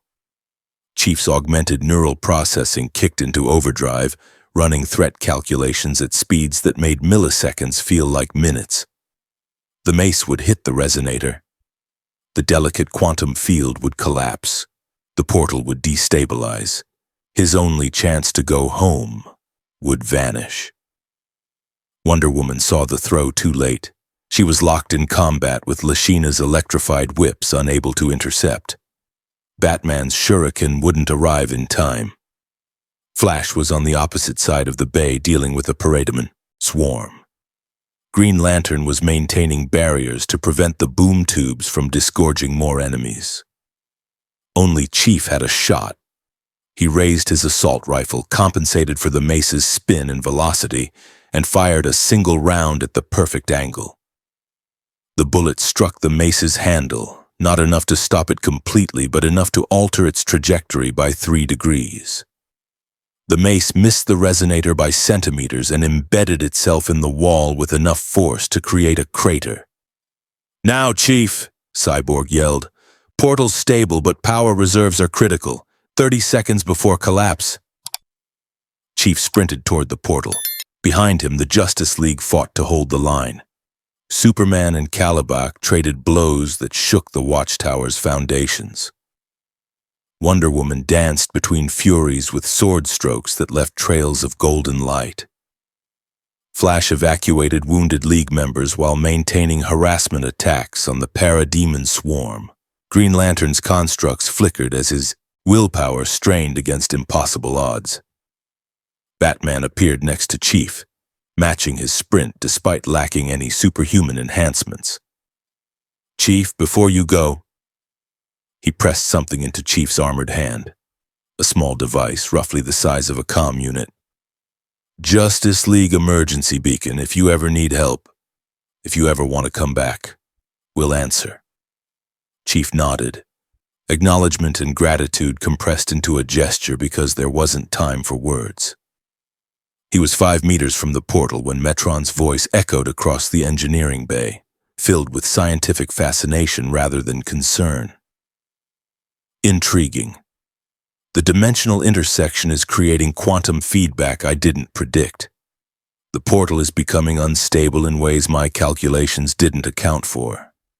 If you cross now, Spartan, there's a 37% probability the aperture will collapse while you're in transit. You could be trapped in the dimensional void between universes. Fascinating variables." What happens if he gets trapped? Cortana demanded. Non-existence, Metron said simply. You would occupy no universe, no timeline, no reality. You would simply cease. But the data gathered from the attempt would be invaluable. Chief didn't break stride. 37% failure rate is better than staying here while Darkseid hunts me. I'll take those odds. Wait! Superman broke from his fight with Kalibak, taking a Beta Club hit that sent him crashing through support structures. He struggled to his feet, Kryptonian durability letting him absorb damage that would have vaporized normal humans. Chief, we can find another way. We can protect you here while we develop safer portal technology. No time, Chief said. And your world doesn't need another liability. I fight my wars. You fight yours. He was 3 meters from the portal when Wonder Woman's voice cut through the combat noise, clear and commanding. Spartan, if you make it home, remember what you learned here. Remember that warriors can be heroes. That strength without honor is tyranny. That, Kalibak's roar interrupted her. The Spartan belongs to Apocalypse. Father has decreed it. The hulking new god broke free from Superman's grapple and charged directly at Chief. 9 feet of muscle and rage accelerated to speeds that shouldn't be possible for something that massive. His Beta Club swung down in an arc that would crush even Mjolnir armor. Chief didn't have time to dodge, didn't have space to maneuver. The weapon would hit in 0.8 seconds and he was still 2.5 meters from the portal aperture. So he did what Spartans were trained to do. He improvised. Chief threw himself forward into a combat roll that carried him underneath Kalibak's swing. The Beta Club passed centimeters above his armor, close enough that Mjolnir's shield sparked from proximity to the nerve beam energy. Chief's momentum carried him directly toward the portal, falling rather than running, but moving fast enough that the trajectory would work. Kalibak tried to redirect his attack, but momentum and mass worked against him.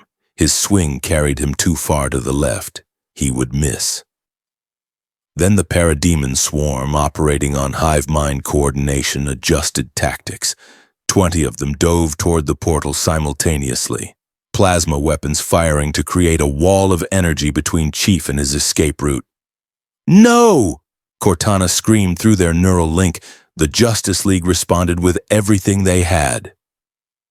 Superman flew through Kalibak's position, accepting a Beta Club hit to reach Chief faster. Wonder Woman hurled her sword like a javelin, the divine blade carved through parademons with a sound like ringing bronze. Flash vibrated through the plasma fire, his speed making him intangible, and physically pushed Chief the last meter toward the portal.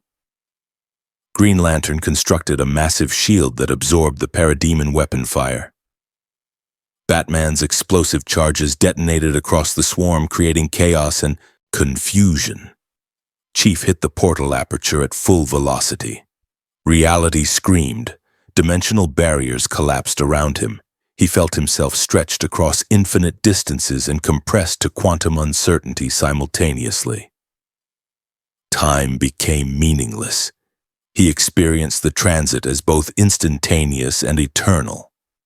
Through his visor, Chief saw fragments of realities he'd never imagined, worlds where the Covenant had won, timelines where humanity had fallen, universes where the Flood had consumed everything, and stranger places where physics itself operated on alien principles.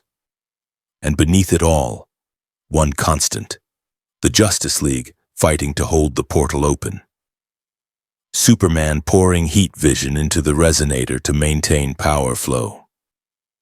Cyborg burning through his mother box integration to stabilize quantum fluctuations.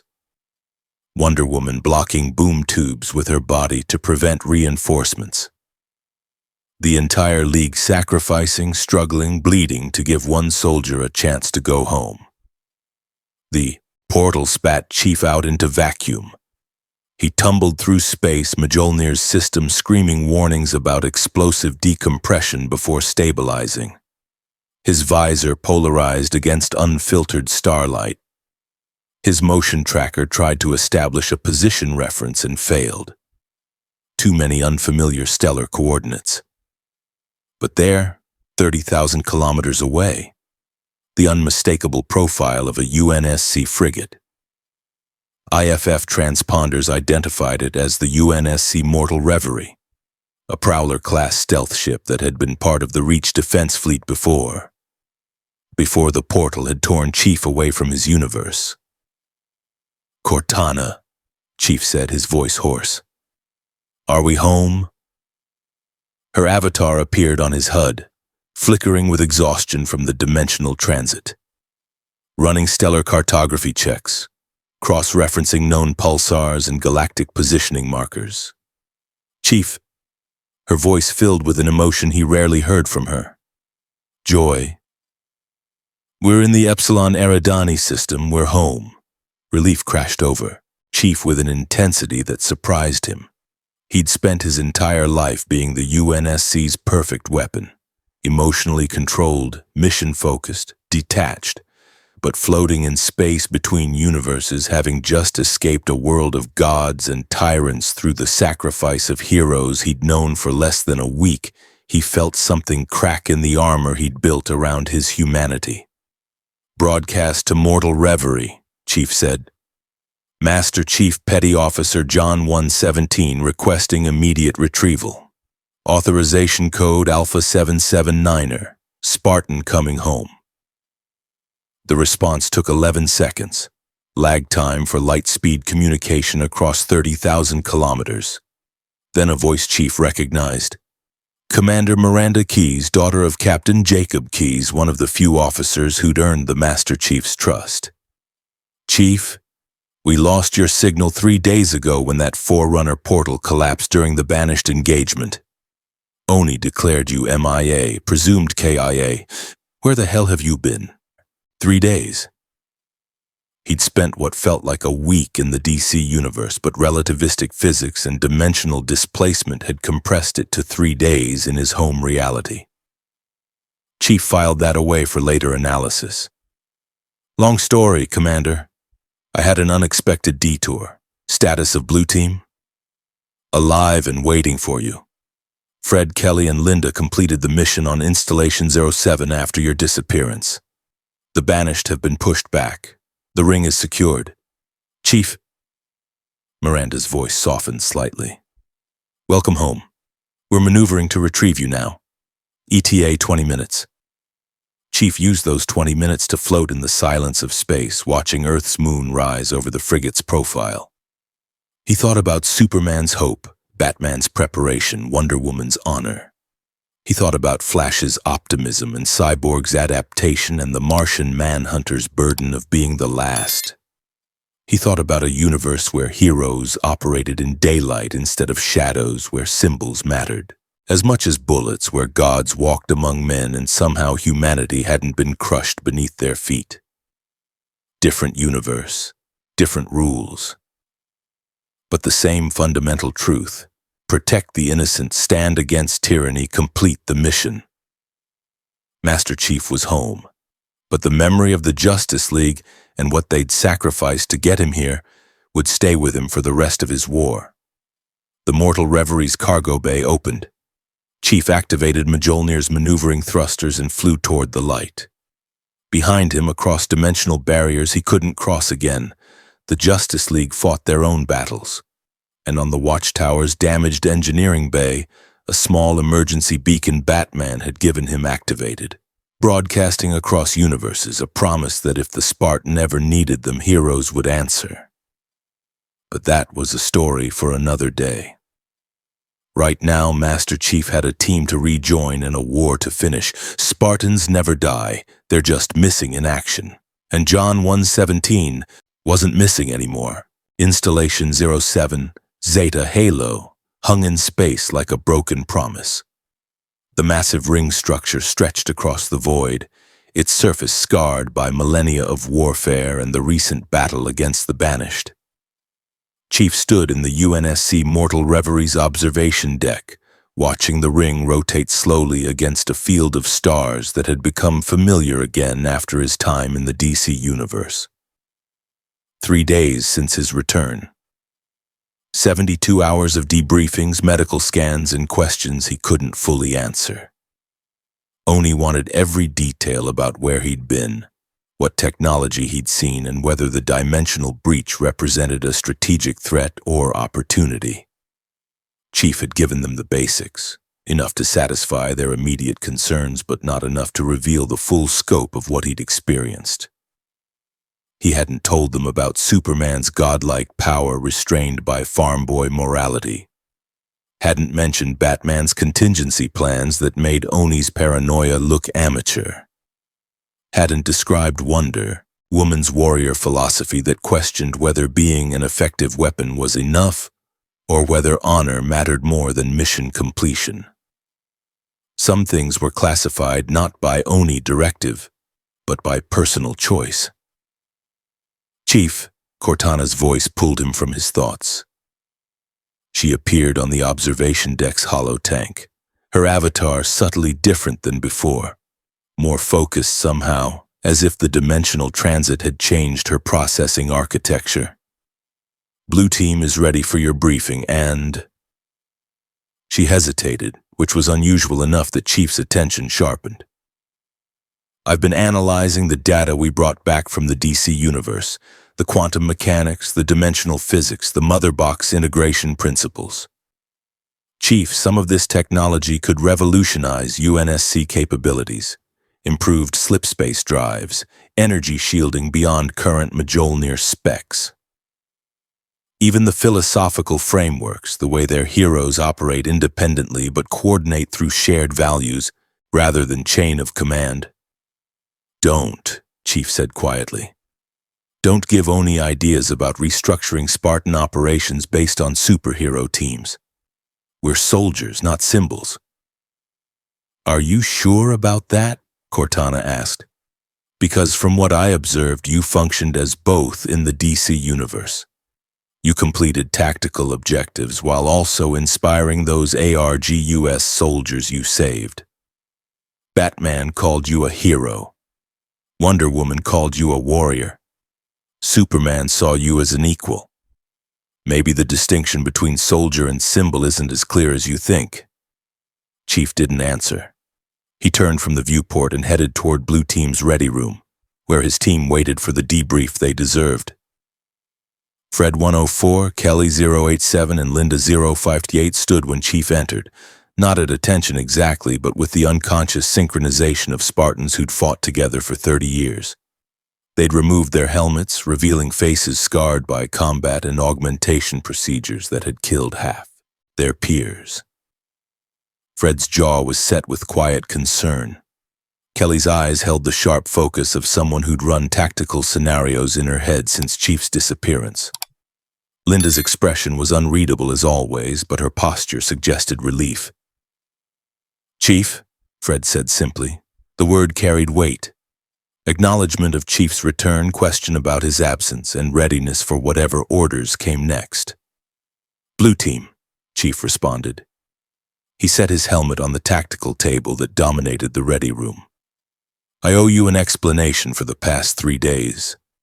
"You don't owe us anything," Kelly said. "You disappeared during a Forerunner portal malfunction. These things happen in our line of work. You're back. That's what matters." "It's more complicated than that," Chief said.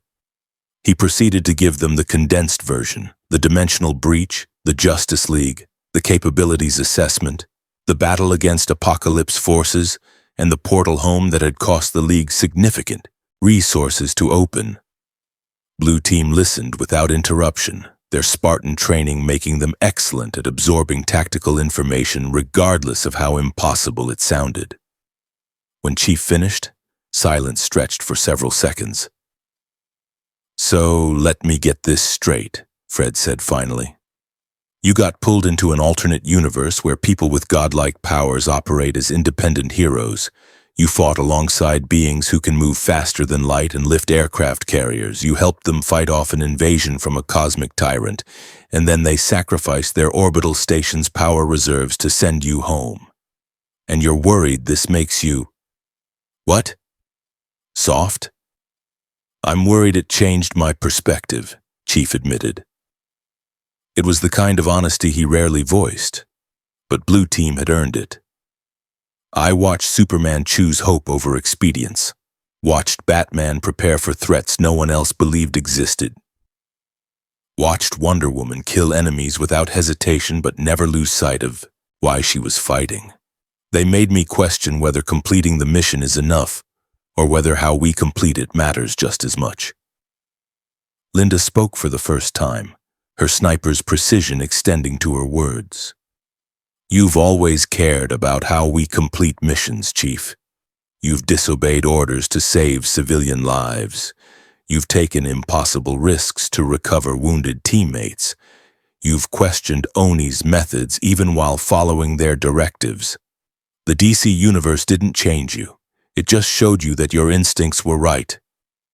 She's correct, Cortana added.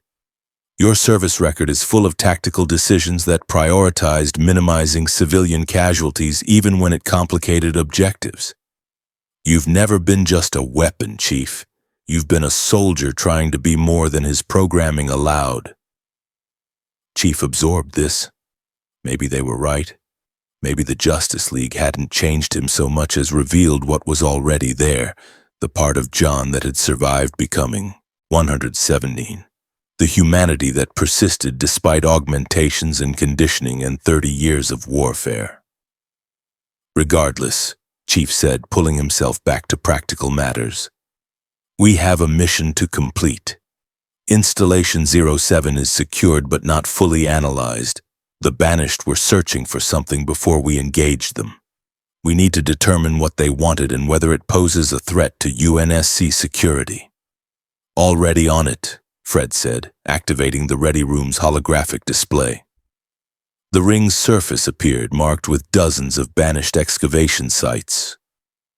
While you were gone, we mapped their search pattern. They were looking for Forerunner installations matching specific energy signatures. We think they found one. The hologram zoomed to a location on the ring's surface, a massive structure partially buried beneath artificial terrain. Forerunner architecture that Chief recognized from a dozen encounters with ancient technology. But something about this installation was different. The energy readings were wrong. That's not standard Forerunner construction, Linda observed. The power output is 3 times higher than anything in our database, and the quantum signature... She paused, checking her analysis. Chief, it matches the dimensional fluctuations we detected when you disappeared. Chief's tactical instincts screamed warnings. The Banished were looking for portal technology. That would be my assessment, Kelly agreed. If they activated that installation while you were in transit between universes, it could have created the interference that destabilized your slipspace route. They might have accidentally discovered a way to breach dimensional barriers. Or they knew exactly what they were doing, Cortana said grimly. Chief, I've been analyzing Banished communications we intercepted before the battle. There are references to the Prophet's final directive and alternative means of divine transcendence.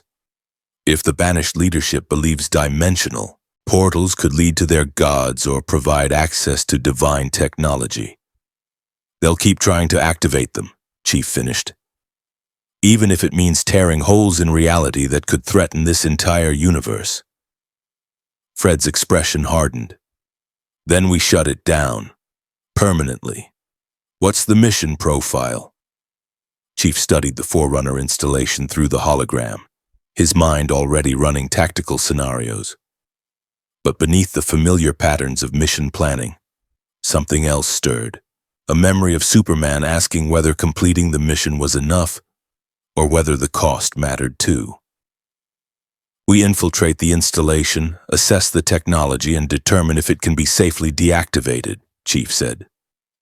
If not, we destroy it, but... He paused, choosing words carefully. We do it smart. No unnecessary risks. No heroic sacrifices. We all come home from this one. Blue Team exchanged glances. Subtle communication between Spartans who'd fought together long enough to read each other's micro-expressions. "Since when do we plan for everyone to survive?" Kelly asked, not unkindly. "Since I watched heroes who were just as powerful as us put mission success and team survival on equal footing," Chief said. "The Justice League coordinates because they trust each other, not because chain of command forces cooperation. They take risks, but they don't throw lives away. Maybe we should operate the same way." "That's the most un-Spartan thing I've ever heard you say," Fred observed. "I like it. When do we deploy?" "Immediately," Chief said. He picked up his helmet, feeling its familiar weight. The Mjolnir armor that had carried him through countless battles survived dimensional transit and brought him home. "Blue Team, we've got a Forerunner installation to infiltrate and a potential multiverse-level threat to neutralize. Mission parameters: complete the objective and ensure all team members survive. Acceptable?" "Acceptable," Blue Team responded in unison. As they moved toward the armory to prep for deployment, Chief felt something he rarely allowed himself. Confidence not just in mission success, but in the team's survival. The DC universe had taught him that even gods could be heroes and that soldiers could be more than weapons. Maybe Spartans could be both effective and ethical. Maybe completing the mission and protecting your team weren't mutually exclusive goals.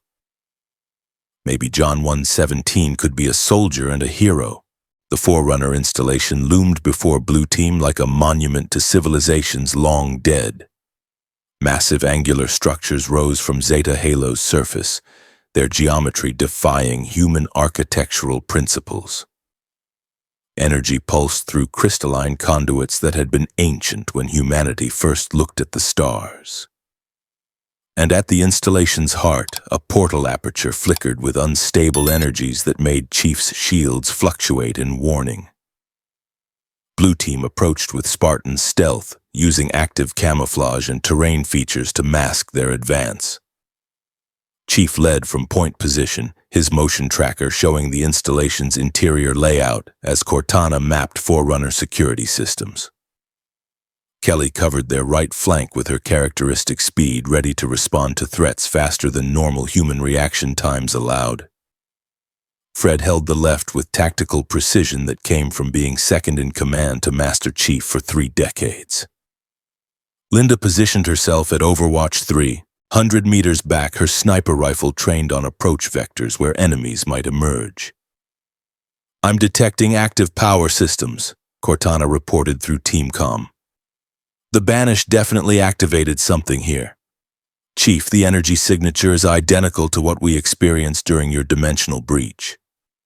This installation is a Forerunner portal hub, designed to connect not just points in space, but different realities entirely."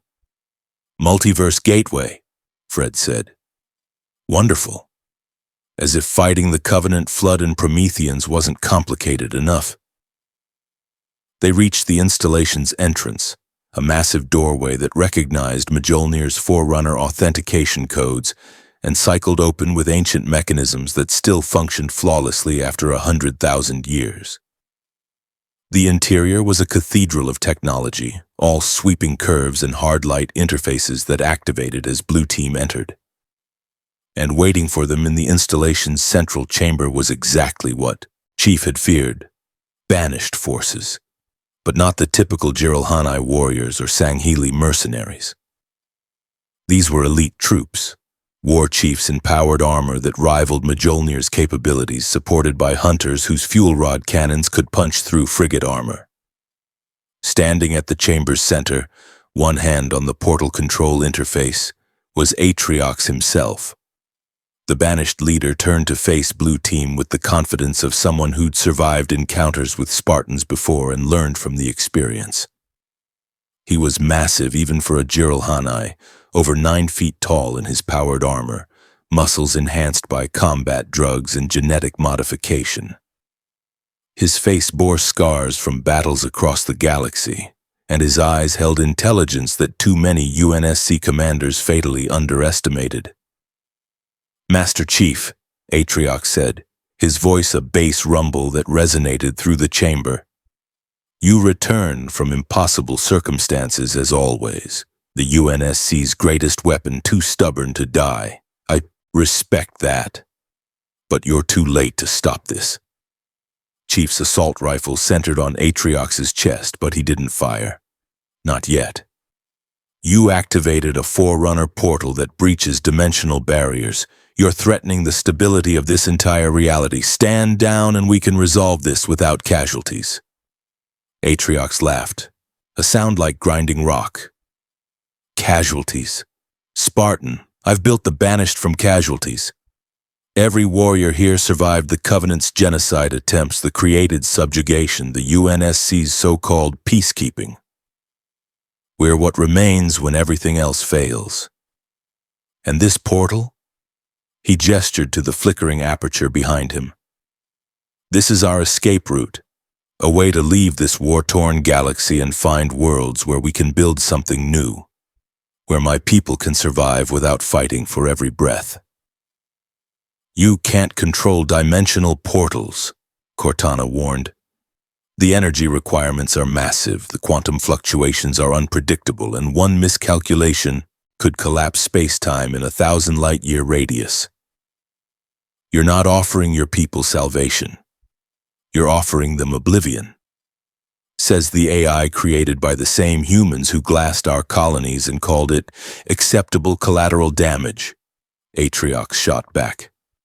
Why should I trust your calculations over Forerunner technology that's operated for eons? Because the Forerunners are dead, Chief said bluntly. Their technology failed them. Their weapons became their doom. You're following the path of an extinct species and expecting different results. Atriox's expression hardened. Then we die trying to escape rather than living as the galaxy's prey. Either outcome is preferable to begging the UNSC for scraps while watching our children starve. Chief felt something shift in his tactical assessment. This wasn't a mad warlord or genocidal fanatic. This was a leader trying to save his people through the only means he believed remained available. It was the kind of desperate calculation Chief had seen before, from Captain Keyes at Reach, from Sergeant Johnson on the Ark, from every commander who'd made impossible choices during humanity's 30-year war for survival. And suddenly Chief was thinking about Superman's question, whether completing the mission was enough or whether the cost mattered too. There's another way, Chief said. The words surprised him even as he spoke them. Blue Team's confusion registered as subtle shifts in their combat stances. They'd expected orders to engage, not negotiate. What other way? Atriox demanded. The UNSC won't grant the banished amnesty, won't provide territory or resources. Your people see us as defeated Covenant remnants to be exterminated or subjugated. Where's our path to peace in your galaxy, Spartan? Chief thought about the Justice League, how Superman worked with former enemies, how Wonder Woman advocated for diplomatic solutions before drawing her sword, how Batman prepared for the worst while hoping for better. The created are neutralized, Chief said. The Covenant is scattered. The flood is contained. For the first time in 30 years, humanity isn't fighting an extinction war. That means we have resources we didn't have before. Diplomatic options we couldn't afford when survival was uncertain. He lowered his assault rifle slightly, not surrendering tactical position but signaling willingness to negotiate. Atriox, you're a brilliant strategist. You've kept the banished operational against impossible odds. That kind of tactical genius doesn't have to be used for conquest. The UNSC could use allies who understand asymmetric warfare, who know how to survive against superior forces. You're offering recruitment. Atriox sounded genuinely surprised. The Master Chief offering to work with banished forces? I'm offering you a choice, Chief corrected. Stand down from the portal activation. Let us deactivate the installation safely. In exchange, I'll personally advocate for banished, amnesty, and integration into UNSC defensive operations. Your people get resources, territory, and legitimacy. The UNSC gets experienced warriors who know how to fight threats we're still learning to counter. Everyone survives. Everyone wins. Chief, Fred said quietly over team comm, Oni is going to have a fit about this. Let them, Chief responded. I'm tired of fighting wars that create new enemies instead of solving problems. If there's a way to end this without more casualties, we take it. Atriox studied Chief for long seconds, his enhanced eyes analyzing every micro-movement for signs of deception. Why would you offer this? I've killed thousands of UNSC personnel, I've destroyed your installations and stolen your technology. Why would you negotiate with me? Because someone recently taught me that being an effective weapon isn't enough, Chief said. That how you complete the mission matters as much as completing it. And because I'm betting that you're smart enough to recognize when you're being offered actual peace instead of temporary ceasefires. The chamber went silent except for the portal's unstable energies crackling in the background. Banished warriors stood ready to fight, their weapons trained on Blue Team. Blue Team maintained defensive positions, fingers on triggers but not firing. And in the center, two leaders who'd spent years trying to kill each other's forces considered whether peace was possible. Then alarms shrieked through the installation. The portal's energy output spiked to critical levels. Reality began to tear. What did you do? Chief demanded. Nothing, Atriox snarled. The portal activated on its own. The aperture exploded outward with dimensional energies that sent both Spartans and banished warriors diving for cover. Purple-black rifts tore through space-time, and through those rifts, something emerged. Parademons. Hundreds of them swarming through a boom tube that had intersected with the Forerunner portal. Behind them, larger figures, Darkseid's Furies. And standing at the portal's event horizon, radiating malevolence that made every instinct Chief possessed scream danger, was Darkseid himself. The Lord of Apocalypse had followed Chief home. Interesting, Darkseid said, his voice carrying across dimensional barriers with power that shouldn't be possible. His eyes, burning with Omega energy, focused on Chief with recognition and interest. The Spartan who fled my emissaries, you have returned to a universe rich with potential, life, will, perfect fuel for the anti-life equation. Chief's blood ran cold. Darkseid hadn't just followed him. He'd discovered a new universe to conquer, a galaxy full of sentient beings to enslave. Earth and all its colonies vulnerable to a threat they'd never imagined. Cortana, seal the portal, Chief ordered. Can't. The Forerunner systems are locked open by apocalyptian technology. Chief, he's using Motherbox integration to override the installation's safety protocols. Darkseid smiled, a terrible expression on a face that radiated tyranny. Your heroes are not here to protect you, Spartan. Your Justice League cannot cross dimensional barriers to save this universe. You face me alone, and I am inevitable. Omega beams lanced out from Darkseid's eyes, energy that could track targets across interstellar distances and reduce them to quantum uncertainty. Chief dove behind a Forerunner column, the beams carving through ancient alloys like tissue paper. His shields dropped to zero from proximity alone. Blue Team opened fire immediately, their training overriding shock. Kelly's assault rifle poured rounds into parademons. Fred's rocket struck a Fury, sending her stumbling back toward the portal. Linda's sniper fire found gaps in parademon armor with lethal precision. But they were massively outnumbered, and Darkseid was advancing. Then Atriox roared a battle cry that shook the installation's foundations. Banished! New enemy! Kill them! All! The Jiralhanae leader charged directly at Darkseid, his gravity hammer swinging with enough force to flatten tanks. Banished warriors followed their commander without hesitation, engaging parademons with the savage efficiency of troops who'd learned warfare from survival rather than training. Atriox's hammer connected with Darkseid's chest with a sound like thunder. The new god actually staggered, one step back, the first sign of vulnerability Chief had seen. "Impressive," Darkseid said. "This universe has warriors worth noticing, but strength without submission is merely delayed servitude." Omega beams lanced out again. Atriox raised his gravity hammer and somehow, through Jiralhanai durability or sheer stubborn refusal to die, survived the hit. His armor melted, his flesh burned, but he stayed standing. "I've survived the Covenant, the Created, and the Master Chief himself," Atriox growled. "I'm not bowing to you." Chief saw the tactical situation with perfect clarity. Darkseid was testing them, measuring their capabilities for future conquest. Every second the portal remained open, he learned more about this universe. And eventually he'd bring his full forces through, armies that had conquered thousands of worlds.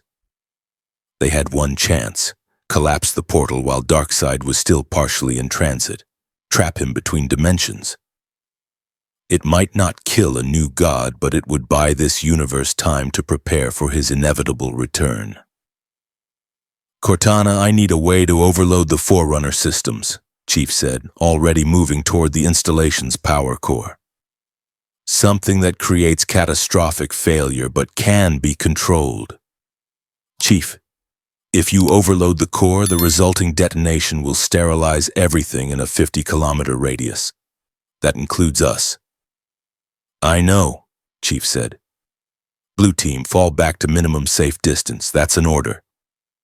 "Negative," Fred responded immediately. "Spartans don't leave team members behind. If you're overloading the core, we're providing cover until the last possible second." "Fred."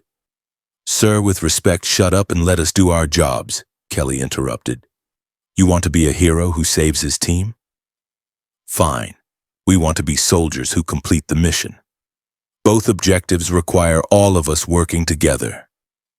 Chief felt something in his chest tighten, emotion he rarely allowed himself: pride, gratitude, the recognition that Blue Team wasn't just his unit, they were his family. The only family Spartans were allowed. "Fine," Chief said. "Cortana, give me an overload sequence with a 30-second timer.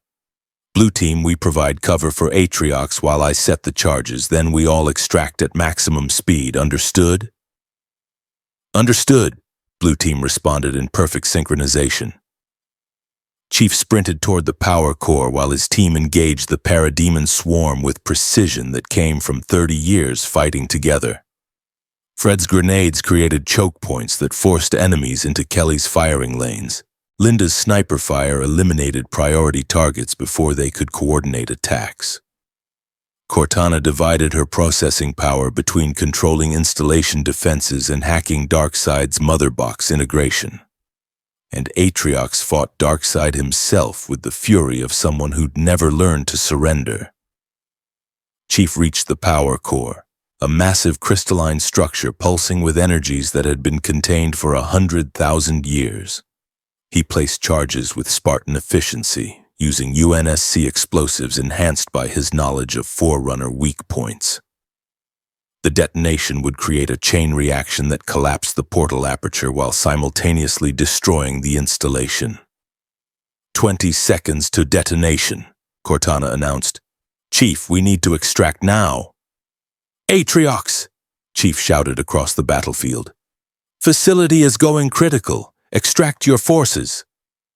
The Jiralhanai leader blocked another Omega beam with his gravity hammer, the weapon's field barely containing energies that could erase matter from existence. "I don't take orders from Spartans." "Then take advice from a warrior who survived worse," Chief responded. "You want your people to escape this galaxy? Find another way. Because if you die here, they lose their best chance at leadership."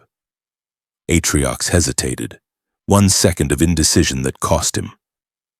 Darkseid's fist connected with the Jiralhanai's chest, sending him flying back through the chamber.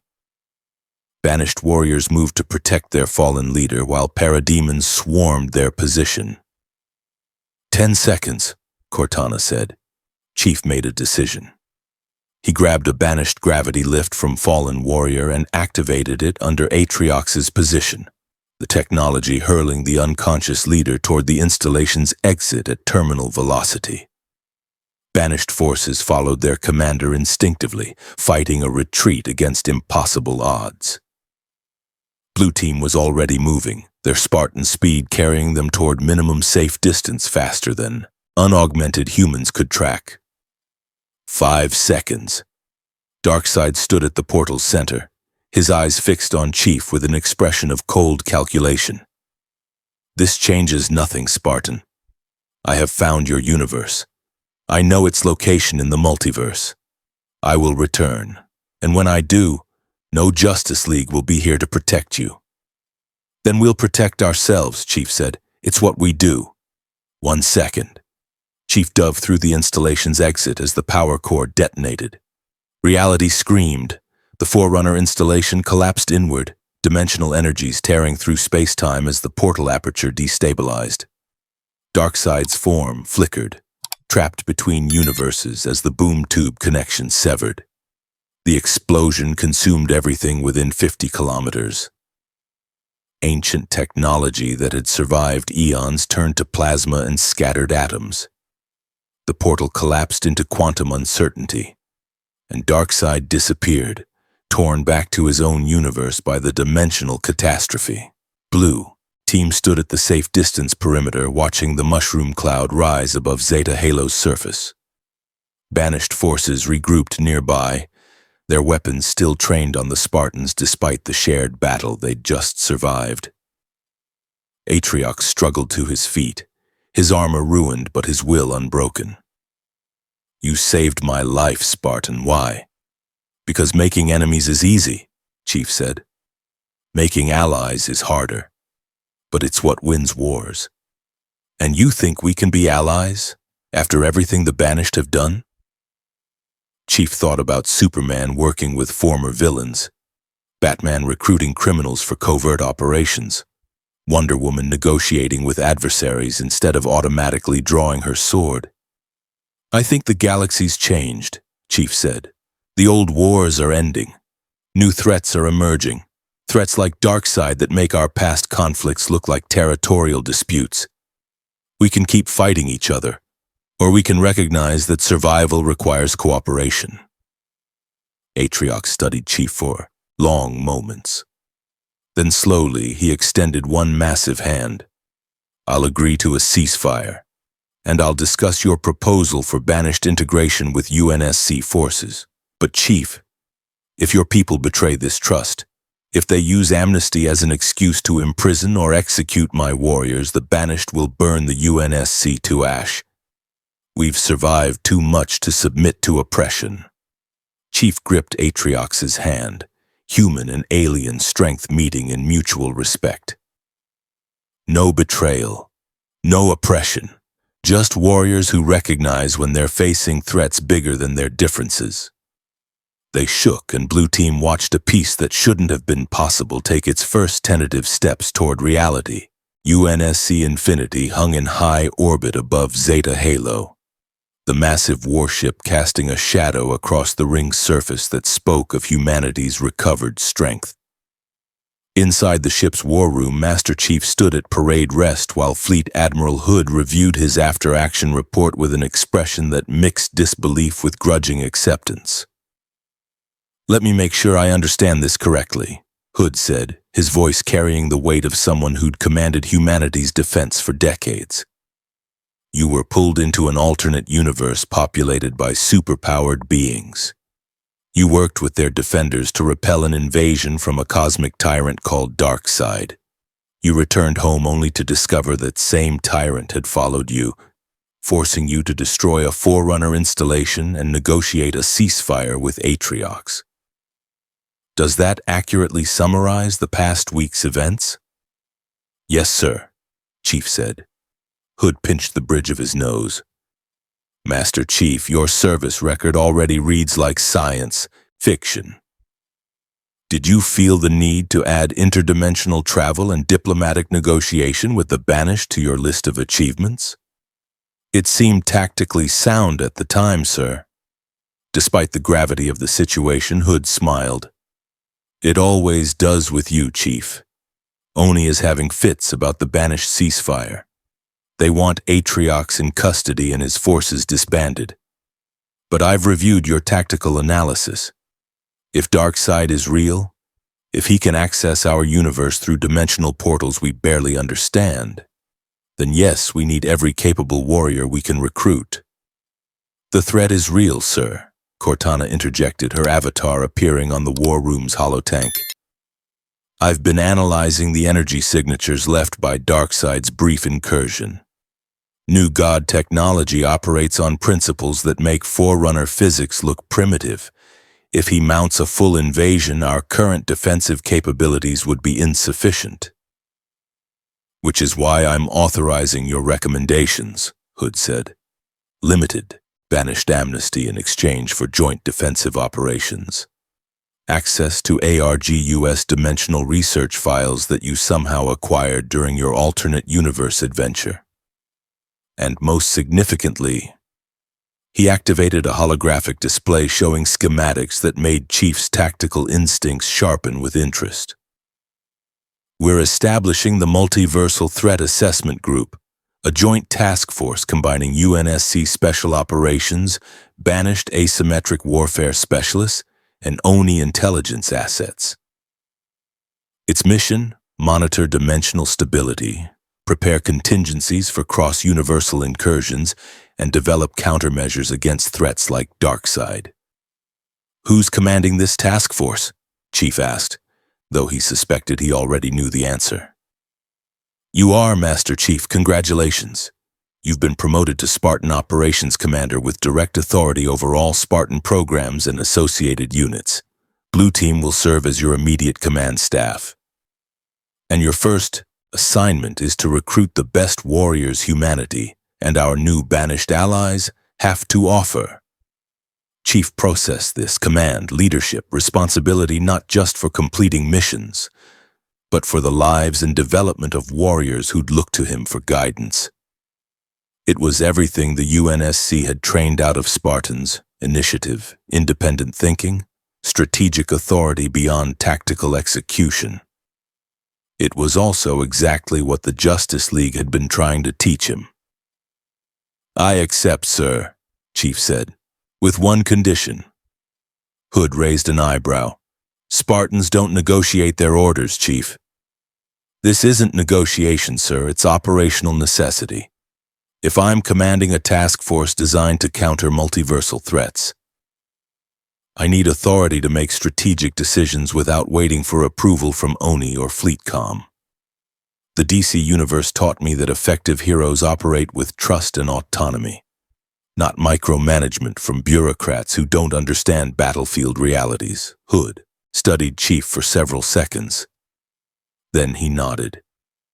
Granted, you'll report directly to me and I'll run interference with ONI, but Chief, this autonomy comes with responsibility. You're not just a weapon anymore, you're a leader. People will die based on your decisions. Can you handle that burden?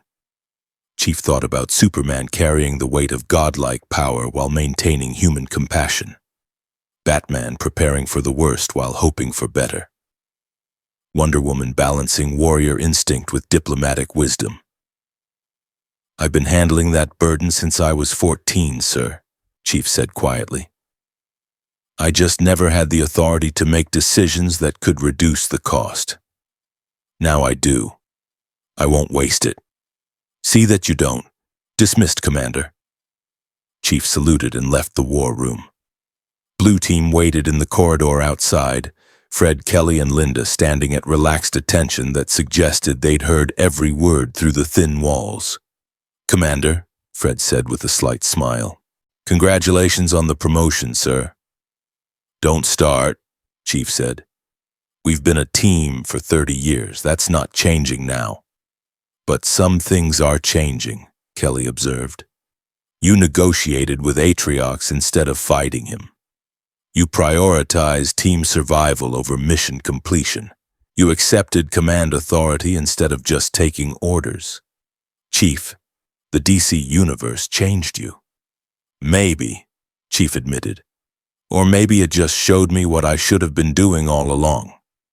Superman told me that being powerful isn't enough. You have to choose what you use that power for. Batman demonstrated that preparation without paranoia is possible. Wonder Woman proved that warriors can have honor. I'm going to build a task force based on those principles. Warriors who are effective because they're ethical, not despite it. That's the most idealistic thing I've ever heard you say, Linda said. I like it. What's our first move? Chief considered the question, the multiversal threat assessment. Group needed warriors, but more importantly, it needed people who understood that power came with responsibility. Spartans, yes. Banished specialists, absolutely. But also unconventional recruits who thought differently, questioned authority, and brought perspectives the UNSC had traditionally excluded. We start by changing how Spartans operate, Chief said. No more child conscription. No more forced augmentation. We recruit adults who choose to become Spartans, who understand what they're signing up for and do it anyway. We build a program that creates heroes, not just weapons. Oni will never approve that, Fred said. Oni doesn't have to, Chief responded. Admiral Hood gave me authority over Spartan programs. I'm using it. From now on, Spartans are volunteers who fight because they believe in protecting humanity, not because they were conditioned from childhood to follow orders. Blue Team exchanged glances, the kind of silent communication that came from 3 decades of shared combat. You realize this is going to piss off every ONE section chief from here to Earth, Kelly said. Good, Chief said. It's about time someone did. They walked through Infinity's corridors toward the hangar bay where a Pelican waited to take them planetside. Chief thought about the emergency beacon Batman had given him, currently secured in his personal equipment locker. The Dark Knight had promised the Justice League would answer if Chief ever needed them. Maybe someday he'd activate that beacon. Maybe someday threats would emerge that required heroes from multiple universes working together. But for now, Chief had a galaxy to protect and a new kind of Spartan program to build. One that would make Superman proud, that would meet Batman's standards for preparation, that would honor Wonder Woman's warrior code. One that would prove soldiers could be heroes and weapons could choose to become symbols. Master Chief Petty Officer John 117, now Spartan Operations Commander, had returned from his journey between universes. He'd learned that gods could be heroes, that power required responsibility, and that hope mattered as much as strength. And he'd brought those lessons home, to a galaxy that desperately needed them. The war was far from over. Darkseid would return someday. The banished ceasefire would be tested. New threats would emerge from the spaces between universes.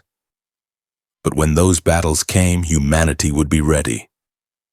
Not because they had the strongest weapons, not because they had the most advanced technology, but because they had warriors who understood that how you fight matters as much as whether you win. Spartans who were heroes, soldiers who were symbols, and a Master Chief who'd learned that even in the darkest night, hope could shine brightest. 6 months later, Master Chief stood on the observation deck of the newly constructed multiversal defense station, humanity's answer to the Justice League's watchtower. The facility orbited Earth at a safe distance, equipped with dimensional monitoring systems reverse-engineered from the data Cortana had brought back from the DC universe. Around him, the task force he'd built trained in simulated combat scenarios. Former banished warriors worked alongside UNSC Marines, their differences set aside in recognition of shared purpose. New Spartan recruits, adults who'd volunteered for the program, learned that strength without honor was tyranny, and that completing the mission mattered less than why you fought. Blue Team coordinated training exercises with tactical brilliance born of 3 decades together. Atriox served as strategic advisor, his expertise in asymmetric warfare helping humanity prepare for threats they'd never imagined. And Cortana monitored dimensional stability, watching for signs that Darkseid might return. "Chief," Cortana said quietly through their neural link, "I'm detecting quantum fluctuations similar to the boom tube signatures we encountered. But it's not Darkseid, it's something else." Chief's attention sharpened. "Show me." A holographic display materialized, showing a small dimensional breach opening in high orbit. Not a boom tube, not a slip-space portal, something that combined elements of both but operated on principles neither universe had mastered. Through the breach, a small object emerged. It tumbled through vacuum, its trajectory carrying it toward the defense station's hangar bay. Chief ordered it retrieved, and within minutes a technician delivered the object to him personally. It was a small cube, roughly 10 centimeters per side. Its surface was inscribed with two symbols, the S-shield of Superman's House of L, and the stylized bat that served as Batman's calling card. Between them, a message in English. "Hope shines brightest in the darkest night. You proved that, Chief. If you ever need us, we'll find a way." The Justice League. Inside the cube, a data crystal containing technical specifications that made even Cortana pause in analysis. Advanced slip-space drive designs, dimensional stabilization matrices, energy shielding that incorporated both Mjolnir and Mother Box principles, and a complete copy of the Justice League's threat database, centuries of accumulated knowledge about cosmic dangers, supernatural entities, and multiversal hazards. It was a gift, a promise, a reminder that across dimensional barriers that separated universes, heroes had found kinship. Chief held the cube, feeling its weight. Somewhere in another reality, Superman was probably smiling with hope that transcended physics. Batman was likely already planning contingencies for the next time their universes intersected. Wonder Woman was perhaps training warriors who would someday stand with Spartans against impossible odds. And Master Chief, soldier, weapon, hero, recognized that his journey wasn't over, that the lessons he'd learned in the DC universe would shape not just his own actions, but the future of humanity's defense against threats they were only beginning to understand. He activated his comm system. "Blue Team, banished leadership, senior staff, report to the war room. We have new intelligence to review, and we have work to do." Because darkness was coming. Darkseid would return. The flood waited in the spaces between stars. The universe held threats beyond imagination. But humanity would be ready, not because they had the strongest weapons or the most advanced technology, but because they had warriors who understood that hope mattered, that honor transcended species, that soldiers could be heroes and weapons could become symbols. And because Master Chief had learned the most important lesson the Justice League could teach. In the darkest night, when extinction seemed certain and despair threatened to overwhelm, hope wasn't just important, it was everything.